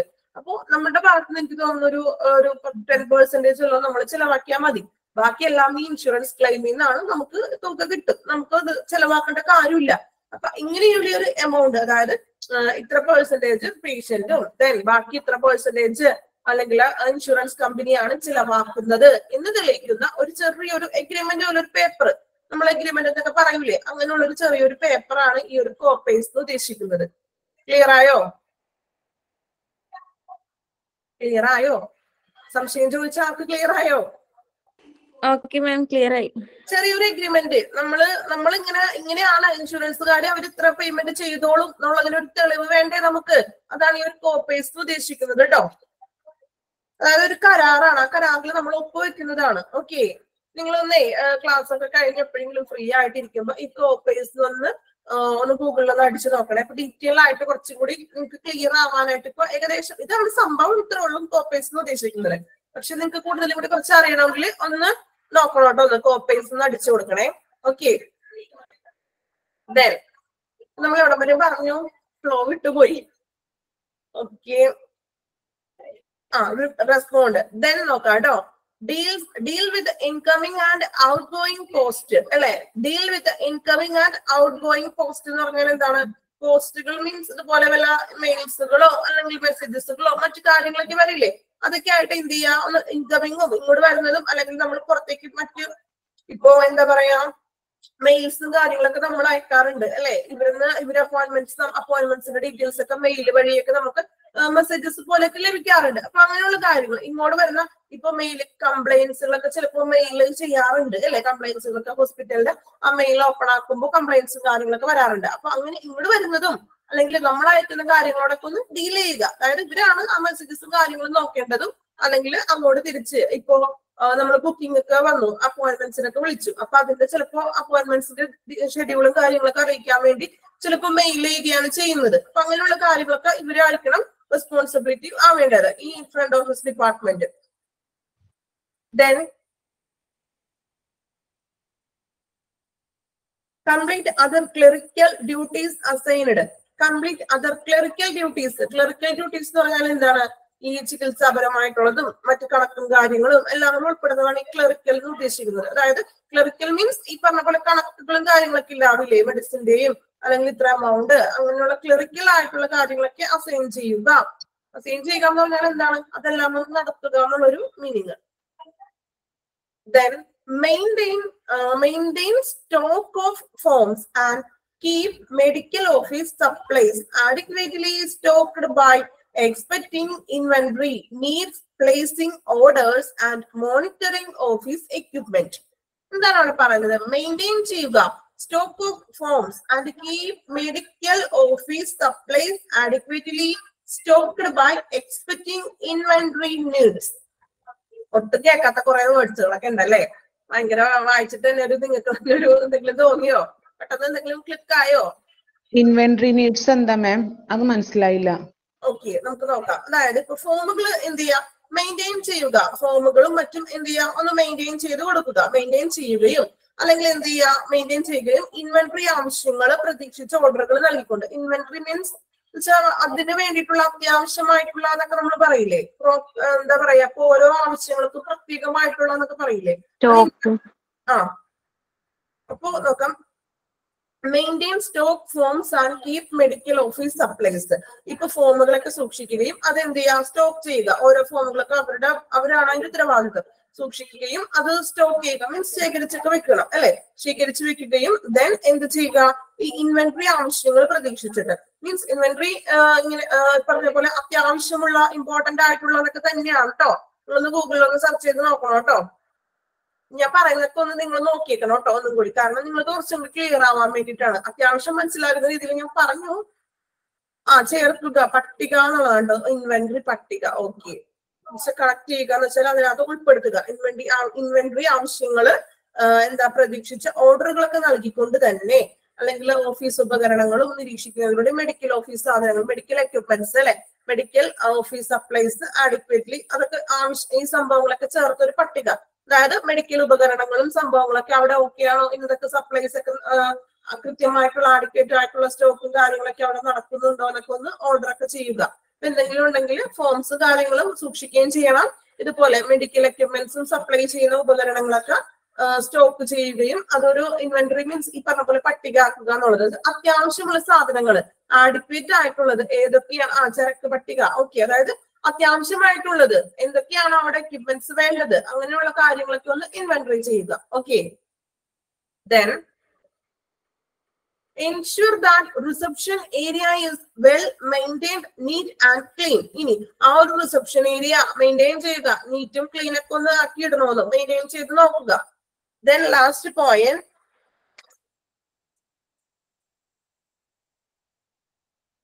safeguard patient privacy and confidentially.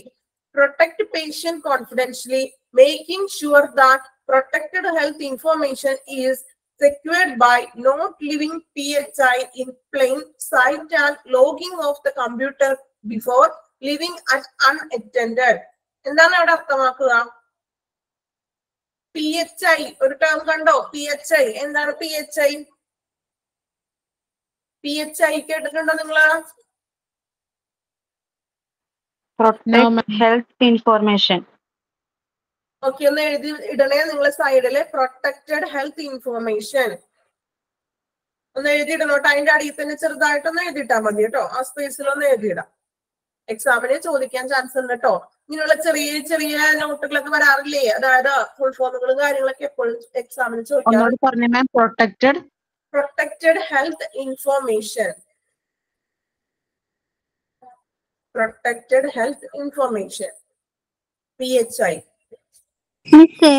ഇതിലെ എക്സാം എങ്ങനെ ആയിരിക്കും? ഇപ്പൊ മോക്ക് ടെസ്റ്റ് ഇല്ലേ, അതുപോലെ തന്നെ ആയിരിക്കോ? ഒബ്ജക്റ്റീവ് ടൈപ്പ് ആയിരിക്കും. ഓൺലൈൻ എക്സാം ആയിരിക്കും. ടൈമിലും കാര്യങ്ങളൊക്കെ പ്രോപ്പർ ആയിട്ടുള്ള ഒരു ടൈം ഒക്കെ തരും. 1 hour ആയിരിക്കാനാണ് സാധ്യത കേട്ടോ എക്സാം. ഓക്കെ, ഒബ്ജക്റ്റീവ് ടൈപ്പ് ആണ്. അതുകൊണ്ട് നിങ്ങൾക്ക് വേറെ എക്സ്ട്രാ കുറെ എസ്എ ടൈപ്പ് വാരി വലിച്ച് എഴുതേണ്ട ആവശ്യമൊന്നുമില്ല. നമുക്ക് തന്നിരിക്കുന്ന PDF ഇല്ലേ, അത് തന്നെ നിങ്ങൾ പ്രോപ്പർ ആയിട്ട് പഠിച്ചാൽ മതി. വേറെ പുറത്തുനിന്നുള്ള ക്വസ്റ്റ്യൻസ് ഒന്നും അങ്ങനെ എക്സാമിന് ഇതുവരെ അങ്ങനെ വന്ന് കണ്ടിട്ടില്ല. മാക്സിമം എല്ലാവർക്കും മാം എടുക്കുന്ന ചാപ്റ്റർ മാം തന്നെയാണോ ക്വസ്റ്റ്യൻസ് ഒക്കെ ഇടുന്നത്? നിങ്ങൾക്ക് മോഡൽ എക്സാം നമ്മൾ തന്നെയായിരിക്കും ക്രിയേറ്റ് ചെയ്യുന്നത്. പക്ഷെ മെയിൻ എക്സാം ക്വസ്റ്റ്യൻ പേപ്പർ നമ്മളല്ല, എന്നുവെച്ചാല് വേറെ ഡിപ്പാർട്ട്മെന്റ് ആണ് ചെയ്യുന്നത്. പക്ഷെ നിങ്ങൾക്ക് മോക്ക് ടെസ്റ്റിൽ ചോദിച്ച ക്വസ്റ്റ്യൻസുകളും അല്ലെങ്കിൽ മോഡൽ എക്സാമിന് നമുക്ക് വരുന്ന ക്വസ്റ്റ്യൻസ് ഒക്കെ തന്നെ ആയിരിക്കും വരുന്നത്. വേറെ എക്സ്ട്രാ അങ്ങനെ പുറത്തുനിന്ന് നിങ്ങൾക്ക് അറിയാത്ത ക്വസ്റ്റ്യൻസ് ഒന്നും വരില്ല. നിങ്ങൾക്ക് തന്നിരിക്കുന്ന PDF-നുള്ളിൽ നിന്നുള്ള ക്വസ്റ്റ്യൻസ് തന്നെ ആയിരിക്കും വരുന്നത് കേട്ടോ.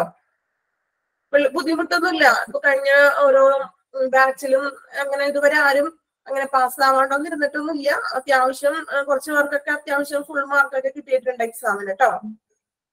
പേടിക്കണ്ട. നമുക്ക് ഈ 4 മൊഡ്യൂളിൽ നിന്നുള്ള എക്സാം അല്ലേ ഉള്ളൂ? ഏതാ? നമുക്ക് ഈ 4 മൊഡ്യൂൾ എക്സാം അല്ലേ ഉള്ളൂ? ഈ 4 അല്ലാതെ ഞാൻ ചോദിക്കുന്നത് ഇംഗ്ലീഷ് നമുക്ക് സെപ്പറേറ്റ് എക്സാം ഉണ്ടോ? ഇംഗ്ലീഷ് നിങ്ങളോട് എങ്ങനെയാ ഇൻട്രൊഡക്ഷൻ ക്ലാസ്സിൽ പറഞ്ഞത്? ഇംഗ്ലീഷ് എന്നുള്ളൊരു പറഞ്ഞില്ല. 20 മാർക്കില് ഞാൻ പറയാണ്ട് ഇതിനെ കുറിച്ച് ഡീറ്റെയിൽസ് ഈ ക്ലാസ് ഒന്ന് കഴിഞ്ഞിട്ട് ഒന്ന് ഡിസ്കസ് ചെയ്യാം. ഓക്കെ, ദെൻ ഒരു പോയിന്റും കൂടി ഉള്ളൂ നോക്കാം. Safe guard patient privacy and കോൺഫിഡൻഷ്യലി. കോൺഫിഡൻഷ്യലി means എന്താണ്? കോൺഫിഡൻഷ്യലി അത് കോൺഫിഡൻഷ്യാലിറ്റി എന്നല്ലേ? കോൺഫിഡൻഷ്യാലിറ്റി എന്ന് വെച്ചാൽ മീനിങ് എന്താണ് അതിന്റെ? ധൈര്യം. പ്രൈവസി എന്നുള്ള മീനിങ് ആണോ അത്? പ്രൈവസി, അതായത് രഹസ്യമായിട്ട് പുറത്തുവിടാതെ എന്നൊക്കെ പറയില്ലേ നമ്മള്, രഹസ്യമായി സൂക്ഷിക്കുക എന്നൊക്കെ ഒരു കാര്യങ്ങൾ.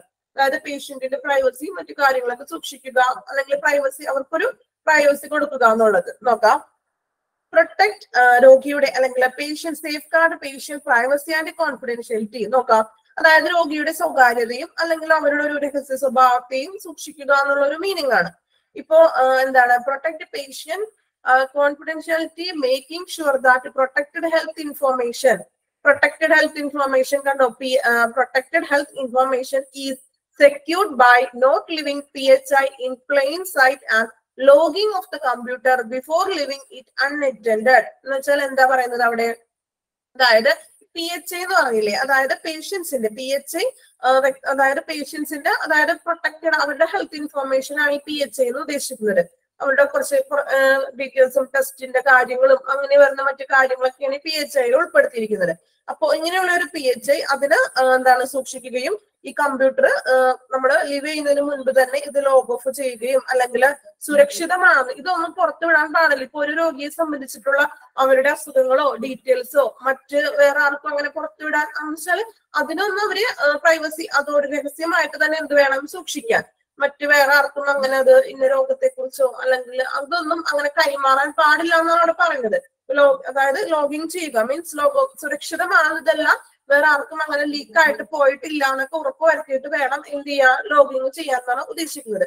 മീൻസ് അതായത് മെയിൻ ആയിട്ട് പറയുന്നത് അവരുടെ ഒരു പ്രൊട്ടക്ഷൻ, ആ ഒരു ഹെൽത്തിന്റെ ഡീറ്റെയിൽസ് കാര്യങ്ങൾ നമ്മൾ മറ്റു ലീക്ക് ചെയ്യാതെ പ്രൊട്ടക്ഷൻ ആയിട്ട് തന്നെ, പ്രൊട്ടക്റ്റീവ് ആയിട്ട് തന്നെ നമ്മൾ എന്ത് ചെയ്യാം? സിസ്റ്റത്തിൽ സൂക്ഷിക്കുക എന്നാണ് ഉദ്ദേശിക്കുന്നത് കേട്ടോ. പോയിന്റുകൾ കുറച്ച് പാടാണെന്നുള്ളൂ, ബുദ്ധിമുട്ടില്ല, നിങ്ങളൊന്ന് മീനിങ് മനസ്സിലാക്കാം. ഓക്കെ, ഇത്രയും പോയിന്റ്സ് ആണ്. കുറച്ച് വലിയ പോയിന്റ്സ് എന്നല്ല, കുഞ്ഞു പോയിന്റ്സ് ആണ്. കോമൺ ആയിട്ട് പറയുന്ന ഡ്യൂട്ടീസ് ആണല്ലോ, അതാണ് ഇത്ര കൂടുതൽ ആ പോയിന്റ്സ് വന്നിരിക്കുന്നത് കേട്ടോ. ഓക്കെ, ദെൻ ഇങ്ങനൊരു കുറച്ച് ഭാഗവും കൂടി ഉള്ളു എടുക്കാനായിട്ട്. ഓക്കെ, നമുക്കൊന്ന് കണ്ടിന്യൂ ചെയ്യാം കേട്ടോ. കുറച്ചുള്ളൂ, വലിയ ബുദ്ധിമുട്ടില്ലാത്തതാണ് കേട്ടോ. ഇനി വരുന്നത് കുറച്ച് എളുപ്പമുള്ളതാ. ആ ഒരു വലിയ പോയിന്റ്സ് മാത്രം ബുദ്ധിമുട്ടില്ല, നിങ്ങളൊന്ന് വായിച്ചൊന്ന് മനസ്സിലാക്കി വെക്കാം. Okay, then skills. ഇനി എന്തൊക്കെയാണ് നമ്മളൊരു ഫ്രണ്ട് ഓഫീസിൽ ഇരിക്കുമ്പോൾ നമുക്ക് വേണ്ട സ്കിൽസ് എന്തൊക്കെയാണെന്ന്. ഈ ഒരു കോഴ്സ് കഴിഞ്ഞ് നാളെ നിങ്ങൾ ഒരു ഫ്രണ്ട് ഓഫീസിലോ അല്ലെങ്കിൽ ഏതെങ്കിലും ഹോസ്പിറ്റൽ ഡിപ്പാർട്ട്മെന്റിലേക്ക് വർക്ക് ചെയ്യുമല്ലോ, എന്തായാലും ചെയ്യൂലേ?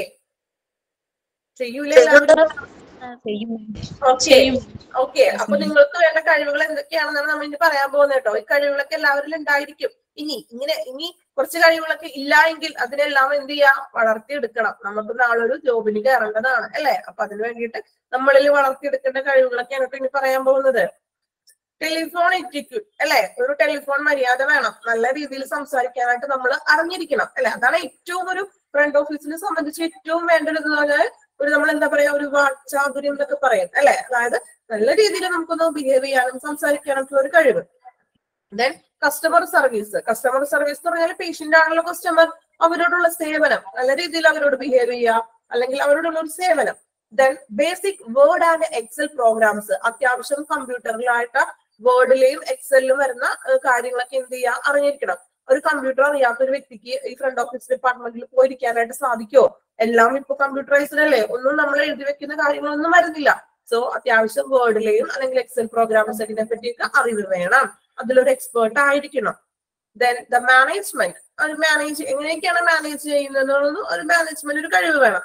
ദെൻ മൾട്ടി ടാസ്കിങ് എല്ലാം ഈ ഒരു ടാസ്കിൽ മാത്രമല്ല മറ്റു ഡിപ്പാർട്ട്മെന്റ്സിനെ കൂടി അല്ലെങ്കിൽ അവരുടെ ഒപ്പം തന്നെ പല വിവിധ ജോലികൾ നമുക്ക് ചെയ്യേണ്ടതായിട്ട് വരും. നമ്മൾ കഴിഞ്ഞ ഒരു പോയിന്റിൽ പറഞ്ഞായിരുന്നു മൾട്ടി ടാസ്കിങ് എന്ന് പറഞ്ഞുകൊണ്ട്.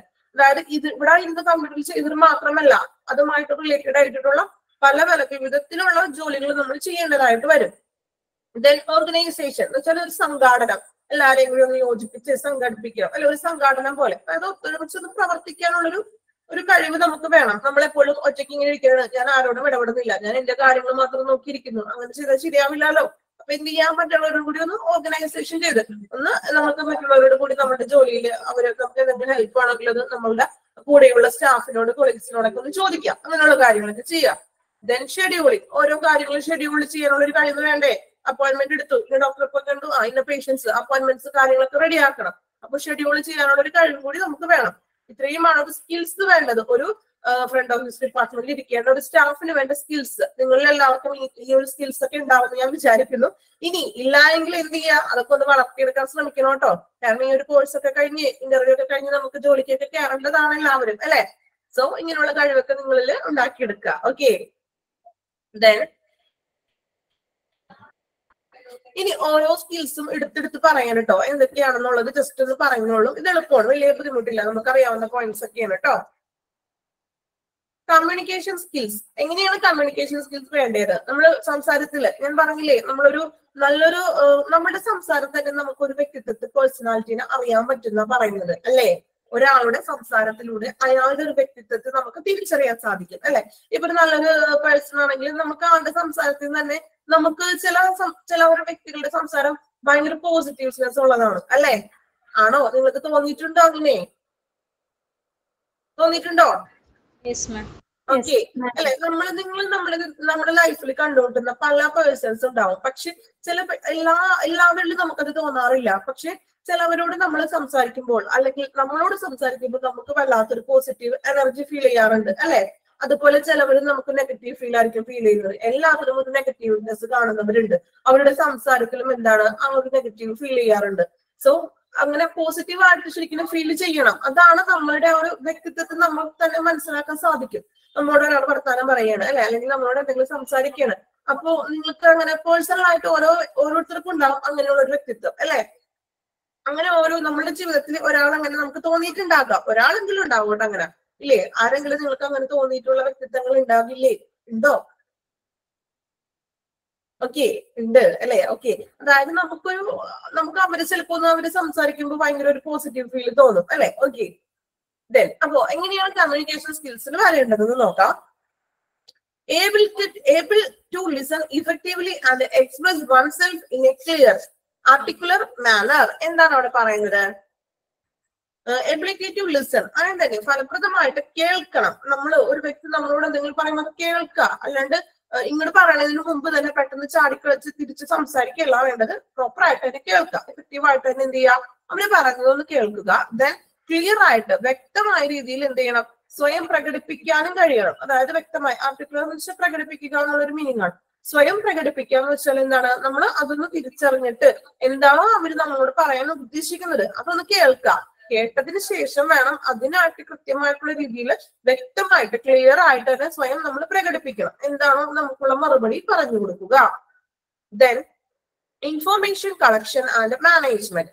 Information collection and management means informations collect ചെയ്യുകയും അത് മാനേജ് ചെയ്യുകയും ചെയ്യുക. Able to collect, organise and monitor data efficiently.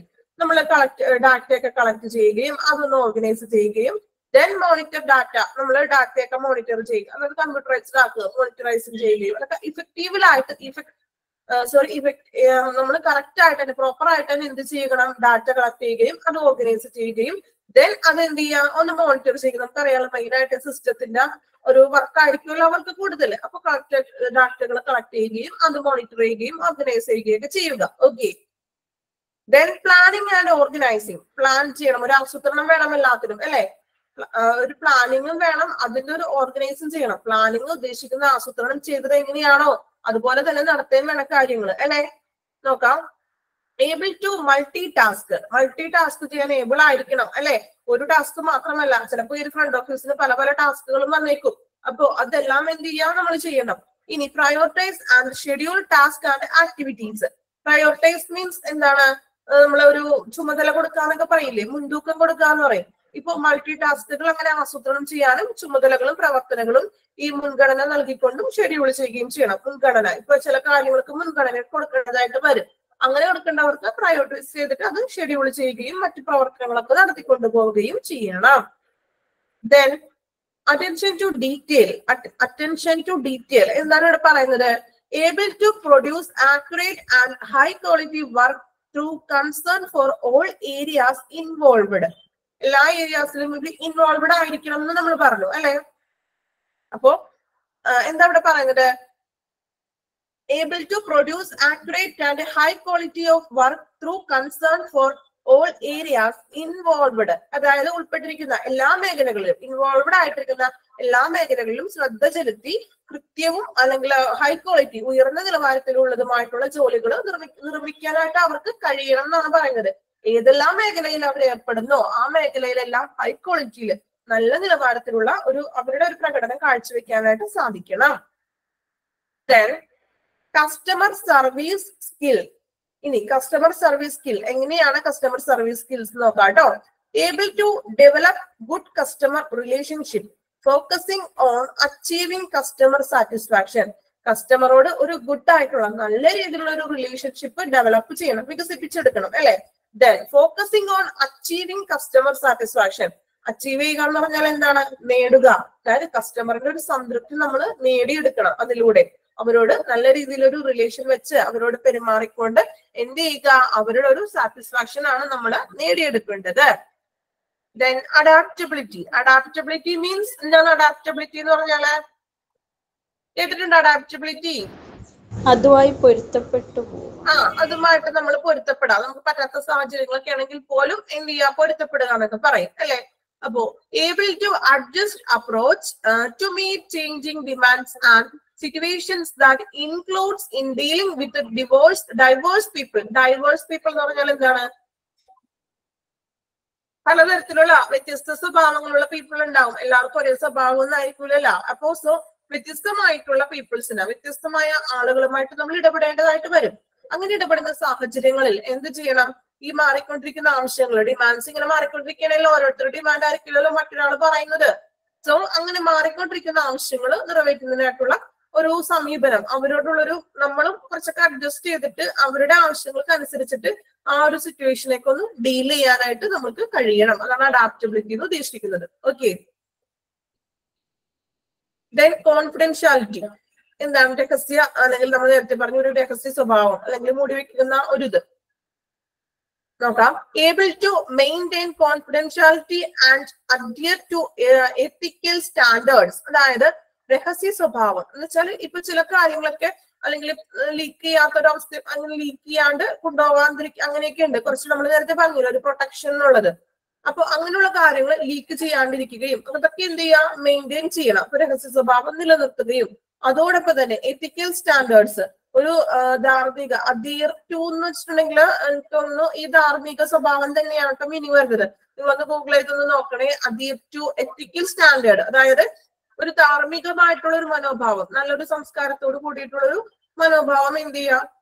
ആ മനോഭാവം പാലിക്കുക എന്നാണ് ഇവിടെ പറയുന്നത്. അതായത് മെയിൻറ്റെയിൻ ചെയ്യണം നമ്മൾ ചെയ്യേണ്ട കാര്യങ്ങൾ, അല്ലെങ്കിൽ ഇന്ന കാര്യങ്ങൾ പുറത്ത് ലീക്ക് ആവാൻ പാടില്ല എന്നുണ്ടെങ്കിൽ അത് രഹസ്യമായിട്ട് തന്നെ സൂക്ഷിക്കുകയും അതൊരു എത്തിക്കൽ സ്റ്റാൻഡേർഡിൽ ധാർമ്മികമായിട്ടുള്ള ആ ഒരു മനോഭാവത്തിലൂടെ കാണുകയും ചെയ്യുക. അത്രയുമാണ് ഈ ഒരു പോയിന്റിൽ പറയുന്നത്. ഓക്കെ, നിങ്ങളൊന്ന് വായിച്ചു നോക്കിയാൽ മതി. വലിയ ബുദ്ധിമുട്ടില്ല. പിന്നെ ഈ വലിയ വലിയ പോയിന്റ്സ് കാണുമ്പോഴാണ് നിങ്ങൾക്ക് ഇച്ചിരി ടഫായിട്ട് തോന്നുന്നത് അല്ലെ? കുഴപ്പമില്ലാട്ടോ, വായിച്ചു നോക്കിയാൽ മനസ്സിലാകും. ഈ ഒരു ചാപ്റ്റർ ഇത്രേ ഉള്ളൂ. ഈ ഒരു ചാപ്റ്ററാണ്. ചില ചാപ്റ്റർ മാത്രം ഇത്തിരി വലുതായിട്ട് തോന്നുന്നത്. എങ്കിലും ഫസ്റ്റ് മൊഡ്യൂൾ സെക്കൻഡ് മൊഡ്യൂൾ ഒന്നും വലിയ കുഴപ്പമില്ല, അത്യാവശ്യം നമുക്ക് മനസ്സിലാക്കാൻ പറ്റുന്നതാണ്. തേർഡ് മൊഡ്യൂളിൽ ചിലപ്പോൾ കുറച്ച് ജനറൽ ആയിട്ടുള്ള ടോപ്പിക്സുകളൊക്കെ ആയിരിക്കും വരുന്നത്. ഓക്കെ, ദെൻ ഈ ഒരു ലാസ്റ്റ് സെക്ഷൻ ആണ് കേട്ടോ ഈ ഒരു ചാപ്റ്റർ. ഇതുകൂടെ നമ്മൾ ഈ ഒരു ചാപ്റ്റർ കഴിഞ്ഞു. ഓക്കെ, ഇതും കൂടെ ഒന്ന് എടുത്തോട്ടെ, കുഴപ്പമില്ലല്ലോ. ഇനിയിപ്പോ അടുത്ത ക്ലാസ്സിലേക്ക് ഒരു കുറച്ച് ഭാഗം വെച്ചിട്ടുണ്ടെങ്കിൽ അത് നമുക്കൊരു പുതിയൊരു ചാപ്റ്റർ തുടങ്ങാലോ. ഓക്കെ, ഇതും കൂടി ഒന്ന് പറഞ്ഞോട്ടെ ഇനി. ഓക്കെ ഓക്കെ, ടെലിഫോൺ എറ്റിക്യൂട്ട് നമ്മൾ പറഞ്ഞ കാര്യങ്ങളൊക്കെ തന്നെയാണ് കേട്ടോ. ടെലിഫോൺ എങ്ങനെയൊക്കെയാണ് ടെലിഫോണിൽ സംസാരിക്കുമ്പോൾ കോളിംഗിൽ വരുന്ന കാര്യങ്ങളൊക്കെയാണ് കേട്ടോ. When a patient calls in the way which front desk personnel handles the telephone calls, determine how the facility is preserved. The medical office receptionist must be a good listener and maintain confidentiality beside having good phone manners. ഒരു front ഓഫീസിൽ ഇരിക്കുന്ന ഒരു വ്യക്തി എന്തൊക്കെ manners ആണ് ഒരു phone കോളിൽ അയാൾ ശ്രദ്ധിക്കേണ്ടത്, അല്ലെങ്കിൽ ആ ഒരു പേഴ്സൺ എങ്ങനെയാണ് ഒരു ഫോൺ കോളിൽ ചെയ്യേണ്ടതും അല്ലെങ്കിൽ എന്തൊക്കെ ചെയ്യരുത്, അതാണ് ഈ ഒരു നമുക്കൊരു ടേബിൾ പോലെ തന്നിരിക്കുന്നത്. ഡൂസ് ആൻഡ് ഡോൺസ് അല്ലെ. ഡൂസ് മീൻസ് എന്താണ്? ഇതൊക്കെ ചെയ്യണം, ചെയ്യേണ്ട കാര്യങ്ങൾ. ഡോൺസ് മീൻസ് അറിയാം, ചെയ്യരുതാത്ത കാര്യങ്ങൾ. എന്തൊക്കെ കാര്യങ്ങളാണ് ചെയ്യേണ്ടത്? Smile and pleasant talk. ഇപ്പോ നമ്മൾ നേരിട്ട് കാണുന്നു, എന്ത് ചെയ്യാ? ഒന്ന് സ്മൈൽ ചെയ്യാം. ഭയങ്കര ദേഷ്യം പിടിച്ചിട്ടെടുത്തിട്ടുണ്ടെങ്കിൽ പേഷ്യൻസിനും അതൊരു ഭയങ്കരമായിട്ട് ബുദ്ധിമുട്ടായിരിക്കും. സോ ഒന്ന് നല്ലൊരു പുഞ്ചിരിയോടെയൊക്കെ ഒന്ന് അവരൊന്ന് സമീപിക്കാം. ഇപ്പൊ സംസാരിക്കുകയാണെങ്കിലും നല്ലൊരു പ്ലസന്റ് ആയിട്ട് തന്നെ, നല്ലൊരു സന്തോഷത്തോടു കൂടി, ഞാൻ പറഞ്ഞില്ലേ ഒരു പോസിറ്റീവ് ഫീൽ ചെയ്യണം അവർക്ക്, അങ്ങനെ ഒരു പ്ലസന്റോട് കൂടി എന്ത് ചെയ്യാ? സംസാരിക്കണം. സ്പീക്ക് ക്ലിയർലി, കൃത്യമായിട്ട് തന്നെ സംസാരിക്കണം, വ്യക്തതയോട് കൂടിയിട്ടായിരിക്കണം ഓരോ കാര്യങ്ങളും സംസാരിക്കേണ്ടത്. മേക്ക് ദം വെൽക്കം, അവരെന്ത് ചെയ്യാ? വെൽക്കം ചെയ്യുക. ദെൻ ഇനി ചെയ്യാൻ പാടില്ലാത്ത കാര്യങ്ങൾ. ഡിസ്ട്രാക്ട് ചെയ്യരുത്, അതായത് ശ്രദ്ധ തിരിക്കുക എന്നൊക്കെ പറയില്ലേ. ഇപ്പൊ അവരെന്തെങ്കിലും നമ്മളോട് ചോദിച്ചു, നമ്മളപ്പോ നമ്മളുടെ അപ്പുറത്തിരിക്കുന്ന ആ ഒരു വ്യക്തിനോട് വേറെ എന്തെങ്കിലും സംസാരിച്ചിരിക്കുക, പേഷ്യന്റ് ചോദിക്കുന്നതിന് മറുപടി ഒന്നും നമ്മൾ പറയുന്നില്ല, അതായത് ശ്രദ്ധ വേർതിരിച്ചിട്ട് നമ്മൾ വേറെ എന്തെങ്കിലും മറ്റു കാര്യങ്ങളിലേക്ക് പോവുക. അപ്പൊ അങ്ങനെയുള്ള കാര്യങ്ങളൊന്നും ചെയ്യാൻ പാടില്ല. പ്രോപ്പറായിട്ട് എന്താണോ ചോദിക്കേണ്ടത് അതിനുള്ള മറുപടിയൊക്കെ കൊടുക്കാം. Shout or Whisper. എന്താണ് ഷൗട്ട് ചെയ്യുക എന്ന് പറഞ്ഞാല്? ഷൗട്ട് ചെയ്യുക വളരെ ദേഷ്യത്തോടു കൂടി, ഇപ്പൊ എനിക്ക് പറ്റില്ല അങ്ങനെയൊക്കെ പറഞ്ഞ് പെട്ടെന്ന് നമ്മൾ ദേഷ്യത്തോടു കൂടിയൊക്കെ പറയാറില്ലേ? ഷൗട്ട് ചെയ്യാൻ പാടില്ല. Or Whisper. വിസ്പർ മീൻസ് എന്താണ്? കേട്ടിട്ടുണ്ടോ നിങ്ങളൊക്കെ?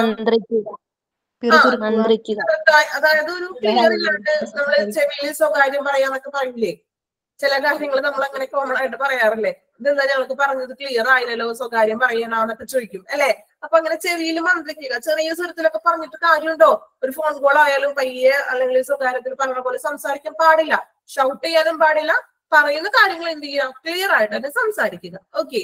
Then hold for too long, അതായത് വളരെ നേരം പിടിക്കുക എന്ന് പറയില്ലേ? ഹോൾഡ് ചെയ്ത് അല്ലെങ്കിൽ ഹോൾഡ് ചെയ്യുകയോ, ഇപ്പൊ വന്ന പേഷ്യൻസിനായാലും കുറെ നേരം അവിടെ വെയിറ്റ് ചെയ്ത് ഇങ്ങനെ അങ്ങനെ പെട്ടെന്ന് കാര്യങ്ങൾ നീക്കാൻ തന്നെ വളരെ ഒരു ഡിലേ ഉണ്ടാക്കുക എന്നൊക്കെ പറയില്ലേ? ഇപ്പൊ കോളിങ്ങിലാണെങ്കിലും നമ്മൾ ഹോൾഡ് ചെയ്ത് കുറെ നേരം നമുക്ക് അറിയാവുന്ന കാര്യങ്ങളാണെങ്കിൽ എന്ത് ചെയ്യാം? അപ്പൊ തന്നെ അതിനുള്ള മറുപടി കാര്യങ്ങൾ നമുക്ക് പറഞ്ഞു കൊടുക്കുക. ദെൻ വേറെ ഡിപ്പാർട്ട്മെന്റിനെ വിളിക്കട്ടെ അങ്ങനെയൊക്കെ പറഞ്ഞ് കുറെ നേരം അവരൊരു ഡിലേ ഒന്നും വരുത്താൻ പാടില്ല. ഓക്കെ. ഇത്രയും കാര്യങ്ങളാണ് ഇപ്പൊ നമ്മൾ ചെയ്യേണ്ട കാര്യങ്ങൾ നോക്കണം. ചെയ്യാതിരിക്കുന്ന അങ്ങനെ ചെയ്യാൻ പാടില്ലാത്ത കാര്യങ്ങൾ നിങ്ങൾ നോക്കണം. ഇത്രയും കാര്യങ്ങൾ നിങ്ങൾ നോക്കിയിരിക്കണം. എന്തായാലും നമ്മൾ നാളെ ഒരു ജോലിക്ക് കയറുമ്പോ ഈ കാര്യങ്ങളൊക്കെ അറിഞ്ഞിരിക്കണ്ടേ? ഓക്കെ. നിങ്ങള് ഇതൊക്കെ കഴിഞ്ഞ് ഒരു ഇന്റർവ്യൂ ഒക്കെ അറ്റൻഡ് ചെയ്യുമ്പോൾ ഇന്റർവ്യൂലൊക്കെ മെയിൻ ആയിട്ട് ഇങ്ങനെയുള്ള കാര്യങ്ങളൊക്കെ ആയിരിക്കോട്ടെ ചോദിക്കുന്നത്. എങ്ങനെയാണ് ബിഹേവ് ചെയ്യേണ്ടത്, ഒരു ഫ്രണ്ട് ഓഫീസർ എന്തൊക്കെ ചെയ്യണം, ഇതൊക്കെ എന്തായാലും നിങ്ങൾക്ക് ഒരു ഇന്റർവ്യൂലൊക്കെ പ്രതീക്ഷിക്കാവുന്ന ക്വസ്റ്റ്യൻസ് ഒക്കെയാണ് കേട്ടോ. നമ്മൾ പഠിക്കുന്നത് ഒരു എക്സാമിന് വേണ്ടി മാത്രമാകരുത്. നമുക്ക് നാളെ ഒരു ജോലിയിൽ നിങ്ങൾ കയറി അല്ലെ? നമ്മള് ഇതുമായിട്ട് എന്തായാലും നിങ്ങൾ എല്ലാവരും ജോലിയിൽ കയറും അല്ലെ? അപ്പൊ ജോലിയിൽ കയറുമ്പോ നമ്മൾ ഈ കുറെ പഠിക്കുന്ന കോമൺ ആയിട്ട് ഇങ്ങനെ കാര്യങ്ങൾ ചെയ്യണം എന്നൊക്കെ നമ്മൾ പഠിച്ചല്ലോ. അതെല്ലാം എന്ത് ചെയ്യണം? നമ്മൾ വർക്ക് ചെയ്യുമ്പോൾ അതെല്ലാം പ്രാവർത്തികമാക്കണം. വെറുതെ ഒരു എക്സാം എഴുതി ജയിക്കാൻ വേണ്ടി മാത്രമാകരുത് നമ്മൾ പഠിക്കേണ്ടത്. ഓക്കെ. എല്ലാവരും അങ്ങനെ നമുക്ക് പറ്റുന്ന രീതിയിലൊക്കെ എന്ത് ചെയ്യുക? അങ്ങനെയുള്ള കാര്യങ്ങൾ, നമ്മൾ പഠിച്ച കാര്യങ്ങൾ നമ്മളുടെ ജീവിതത്തിലും അല്ലെങ്കിൽ നമ്മൾ വർക്ക് ചെയ്യുമ്പോൾ ആ ഒരു ഫീൽഡിലെ പ്രാവർത്തികമാക്കണം. ആ പുലി എല്ലാവരും ചെയ്യോ? അല്ലെങ്കിൽ നിങ്ങൾ പഠിക്കാൻ വേണ്ടി മാത്രമാണോ ഇതൊക്കെ? പരീക്ഷയ്ക്ക് ജയിക്കാൻ വേണ്ടിയാണോ? ഓക്കെ. ദെൻ അപ്പോ നിങ്ങളുടെ ഈ ഒരു ചാപ്റ്റർ കഴിഞ്ഞു. ഇച്ചിരി വലിയ ചാപ്റ്റർ ആയിരുന്നു, എന്നാലും കുഴപ്പമില്ല. ചില പോർഷൻസ് മാത്രമല്ല ഇത്തിരി ടഫായിട്ട് തോന്നിയുള്ളൂ അല്ലെ? മൊത്തത്തിൽ വലിയ ടഫ് ഒന്നും ആയിരുന്നില്ലല്ലോ. മനസ്സിലാക്കാൻ പറ്റുന്ന രീതിയിലൊക്കെ ഉള്ളതൊക്കെ തന്നെയല്ലേ പോയിന്റ്സ്? ഓക്കെ. ദെൻ ഓരോ ചാപ്റ്റർ കഴിയുമ്പോഴും നിങ്ങൾ എന്ത് ചെയ്യാം? നല്ലപോലെ ഒന്ന് വായിക്കണം കേട്ടോ. നമുക്കത് ഓരോ പാഠം കഴിയുമ്പോൾ നിങ്ങൾ പറ്റുന്ന പോലെ നമുക്ക് ടൈം കിട്ടുന്നത് അനുസരിച്ച് പഠിച്ചു പോകാം. എല്ലാം കൂടി ലാസ്റ്റ് ഒരുമിച്ച് ഇടരുതും. അപ്പൊ നിങ്ങൾക്ക് മൊത്തം ഭയങ്കര ടഫായിട്ട് തോന്നും. ഓരോ ചാപ്റ്റർ കഴിയുന്നത് അനുസരിച്ച് എന്ത് ചെയ്യാം? പഠിച്ചു പോണം. ഓക്കെ.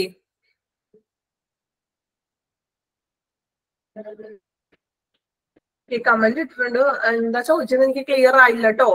എന്താ ചോദിച്ചത്?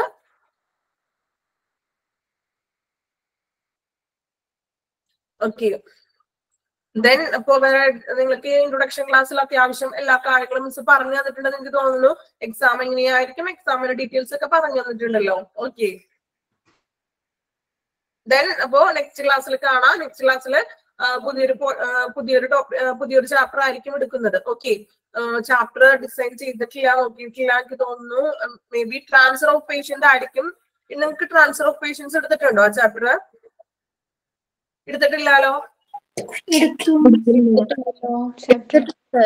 ട്രാൻസ്ഫർ ഓഫ് പേഷ്യന്റ് സോറി നിങ്ങളുടെ കഴിഞ്ഞതാണ് അല്ലെ, 5th ഓക്കെ കഴിഞ്ഞതാണ്. ഓക്കെ, അപ്പൊ നെക്സ്റ്റ് ചാപ്റ്ററിന് ഞാൻ പറയാട്ടോ. 6th ആർക്കാണ് നമ്മൾ ട്രാൻസ്ഫർ ഓഫ് പേഷ്യന്റ് നെക്സ്റ്റ് എടുക്കുന്നത്.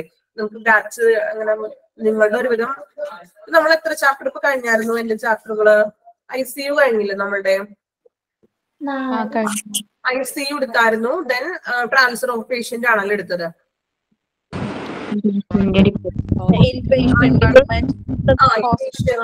വാർഡ്, ഹോസ്പിറ്റൽ വാർഡ്, പിന്നെ ഇപ്പൊ നമ്മൾ 5 ചാപ്റ്റർ അല്ലേ നമ്മളിപ്പോ കഴിഞ്ഞത്? 5 ചാപ്റ്റർ ആണോ?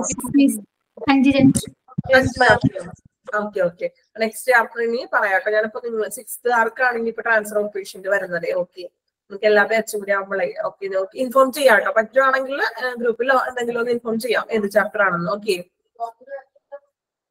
മോക്ക് ടെസ്റ്റുകളൊക്കെ ചെയ്യുന്നില്ല എല്ലാവരും? എല്ലാ ക്ലാസ്സുകളും നല്ല രീതിയിലൊക്കെ അറ്റൻഡ് ചെയ്യുന്നുണ്ട് എല്ലാവരും? ക്ലാസ്സുകൾ നിങ്ങളുടെ അഭിപ്രായങ്ങളൊക്കെ ഓരോ ടീച്ചേഴ്സിനോട് നിങ്ങൾ ഫീഡ്ബാക്ക് ഒക്കെ തുറന്ന് പറയാം. നിങ്ങൾക്ക് മനസ്സിലായില്ലേ, എന്തെങ്കിലും ബുദ്ധിമുട്ടുകളുണ്ടോ, സ്പീഡ് കൂടുന്നുണ്ടോ, എന്താണെങ്കിലും നിങ്ങൾ എന്ത് ചെയ്യാം തുറന്ന് പറയാം. പിന്നെ സ്പീഡ് കൂടുന്നതെന്ന് വെച്ചിട്ടുണ്ടെങ്കിൽ നമുക്കറിയാം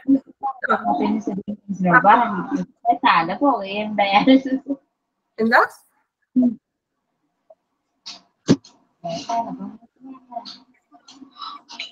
ഓക്കെ, വേറെ ഡൗട്ട്സും കാര്യങ്ങളൊന്നും ഇല്ലല്ലോ? മാം കഴിഞ്ഞ ക്ലാസ്സില് ഒരു മോക്ക് ടെസ്റ്റ് ഇട്ടതില് 6 ക്വസ്റ്റ്യൻ ഉണ്ടായിരുന്നു. അതില് ഓപ്ഷൻ ഇല്ലാതെ ആയിരുന്നു ഒരു ക്വസ്റ്റ്യൻ, അതായത് അക്കോർഡിംഗ് ടു മാത്രം. ഏത് ചാപ്റ്റർ ആണ്? എന്റെ ആണോ? ഫ്രണ്ട് ഓഫീസ് ഡിപ്പാർട്ട്മെന്റിലെ ഓഫീസിന്റെ കഴിഞ്ഞ മോക്ക് ടെസ്റ്റ് ആയിരുന്നോ? ഈ കഴിഞ്ഞ ലേറ്റസ്റ്റ് ആയിരുന്നോ? അതിന് മുമ്പുള്ളത്. അതിന് മുമ്പ്. ഓക്കെ, എന്താണ് ഓപ്ഷൻസ് ഉണ്ടായിരുന്നില്ല? ഇല്ല. ഓക്കെ ഓക്കെ, അത് നിങ്ങൾ ടെക്നിക്കലിന്റെ മിസ്റ്റേക്ക് ആയി. ക്വസ്റ്റ്യൻ മാത്രം ഉണ്ടായിരുന്നുള്ളൂ ഒന്ന്, അങ്ങനെയാണോ? ക്വസ്റ്റ്യൻ അക്കോർഡിംഗ് ടു മാത്രം.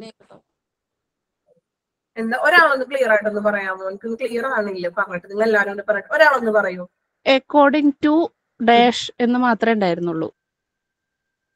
ഓ, ബാക്കി ക്വസ്റ്റ്യൻ ഉണ്ടായിരുന്നില്ല എന്നല്ലേ? ഓക്കെ ഓക്കെ, എത്രാമത്തെ ക്വസ്റ്റ്യൻ? സാധാരണ അങ്ങനെ വരാറില്ലല്ലോ. ആണല്ലേ? Okay okay, according to dash എന്ന് മാത്രം വരുന്നുള്ളൂ, അങ്ങനെയാണോ പറഞ്ഞത്? അതെ, ഓപ്ഷൻ ഒന്നുമില്ല. ക്വസ്റ്റ്യൻ ഒന്നുമില്ല, ഓപ്ഷനും ഇല്ല. ഓക്കെ ഓക്കെ, അത് എന്തെങ്കിലും ടെക്നിക്കൽ ആയിട്ട് അവർ ചെയ്തപ്പോ അങ്ങനെയുള്ള മിസ്റ്റേക്ക് ആയിരിക്കും കേട്ടോ. നിങ്ങളൊന്ന് പറഞ്ഞാൽ മതി, അപ്പൊ നമുക്ക് നെക്സ്റ്റ് അത് എന്താണെന്ന് വെച്ചാൽ ചെയ്യാം കേട്ടോ. ഡെഫിനിഷൻ എഴുതാനല്ലായിരുന്നു മാം അതിന്റെ അകത്ത്? അതില് ഡെഫിനിഷൻ അങ്ങനെ ചോദിക്കാറില്ലല്ലോ, നമ്മൾ ഓപ്ഷൻ ഇട്ടല്ലേ, ഓപ്ഷൻ ടൈപ്പ് ആണല്ലോ വരുന്നത്. ടൈപ്പിങ്ങിന്റെ ഓപ്ഷൻ കൊടുത്തിട്ടുണ്ടായിരുന്നു. ഏതാ? അതായത് ടൈപ്പ് ചെയ്ത് വിടാനുള്ള ഓപ്ഷൻ കൊടുത്തിട്ടുണ്ടായിരുന്നു. എന്താണ് ഹെൽത്തേജ്? അത് സെന്റൻസ് ആയിട്ട് നമ്മൾ ടൈപ്പ് ചെയ്യാനായിട്ട് കുറച്ച് ഓപ്ഷൻ അങ്ങനെ ഉണ്ടായിരുന്നു, നമുക്ക് ടൈപ്പ് ചെയ്യായിരുന്നു അത്. ഓക്കെ, നിങ്ങൾ ഈ ഫ്രണ്ട് ഓഫീസിന്റെ ഈ ഒരു ചാപ്റ്ററിന്റെ മോക്ക് ടെസ്റ്റ് ആണോ ഈ പറയുന്നത്? അതെ. ഓക്കെ, ഞാൻ നോക്കാം കേട്ടോ, എന്നിട്ട് ഒന്ന് ക്ലിയർ ചെയ്യാം കേട്ടോ. അല്ലെങ്കിൽ ടെക്നിക്കലിന് എന്തെങ്കിലും മിസ്റ്റേക്ക് ആയിരിക്കോട്ടോ വരുന്നത് അങ്ങനെ. ഓക്കെ, ക്ലിയർ ചെയ്യാം കേട്ടോ. നെക്സ്റ്റ് തുടങ്ങി ക്ലിയർ ചെയ്യാം. ഓക്കെ, അപ്പൊ നിങ്ങൾ എന്തെങ്കിലും ഉണ്ടെങ്കിൽ അങ്ങനെ എന്നോട് പറഞ്ഞോളൂ. ഇങ്ങനെ എന്തെങ്കിലും മിസ്റ്റേക്ക് ഒക്കെ ഉണ്ടെങ്കിൽ നമുക്ക് അറിയാവുന്ന ചിലപ്പോ എന്തെങ്കിലും തിരുത്തുകളോ അല്ലെങ്കിൽ ആൻസേഴ്സിന് എന്തെങ്കിലും മിസ്റ്റേക്ക് ഒക്കെ ഉണ്ടെങ്കിൽ നിങ്ങൾക്ക് പ്രോപ്പർ ആയിട്ട് അറിയാലോ കറക്റ്റ് ആൻസർ ഒക്കെ. അങ്ങനെ എന്തെങ്കിലും മിസ്റ്റേക്ക് ഒക്കെ ഉണ്ടെങ്കിലേ നിങ്ങൾ കറക്റ്റ് ആയിട്ട് തന്നെ ചെയ്തോളൂ കേട്ടോ. ഓക്കെ, എന്തെങ്കിലും ഉണ്ടെങ്കിലൊക്കെ പറയാം. ഓക്കെ മാം, അതിന്റെ അകത്ത് ഈ അക്കോർഡിംഗ് ടു ടർബൻ ആക്ട് 2002 എന്ന് പറഞ്ഞൊരു ഡെഫിനിഷൻ ഇതിന്റെ അകത്ത് കൊടുത്തിട്ടില്ല കസ്റ്റമർ സർവീസിന്റെ അകത്ത്. ആ ഡെഫിനിഷൻ ആണോ എഴുതണ്ടേ? ഓക്കെ, ആ ക്വസ്റ്റ്യൻ ആണല്ലേ. ഞാനൊന്ന് നെക്സ്റ്റ് ക്ലാസ്സിൽ ഞാൻ പറയാം കേട്ടോ, അത് എങ്ങനെ എന്താ അവിടെ മിസ്റ്റേക്ക് പറ്റിയെന്നൊന്ന് ചെക്ക് ചെയ്യട്ടെ കേട്ടോ. Okay ma'am, thank you. Okay okay, thank you ma'am. Thank you all. Thank you ma'am. Thank you ma'am. Thank you ma'am.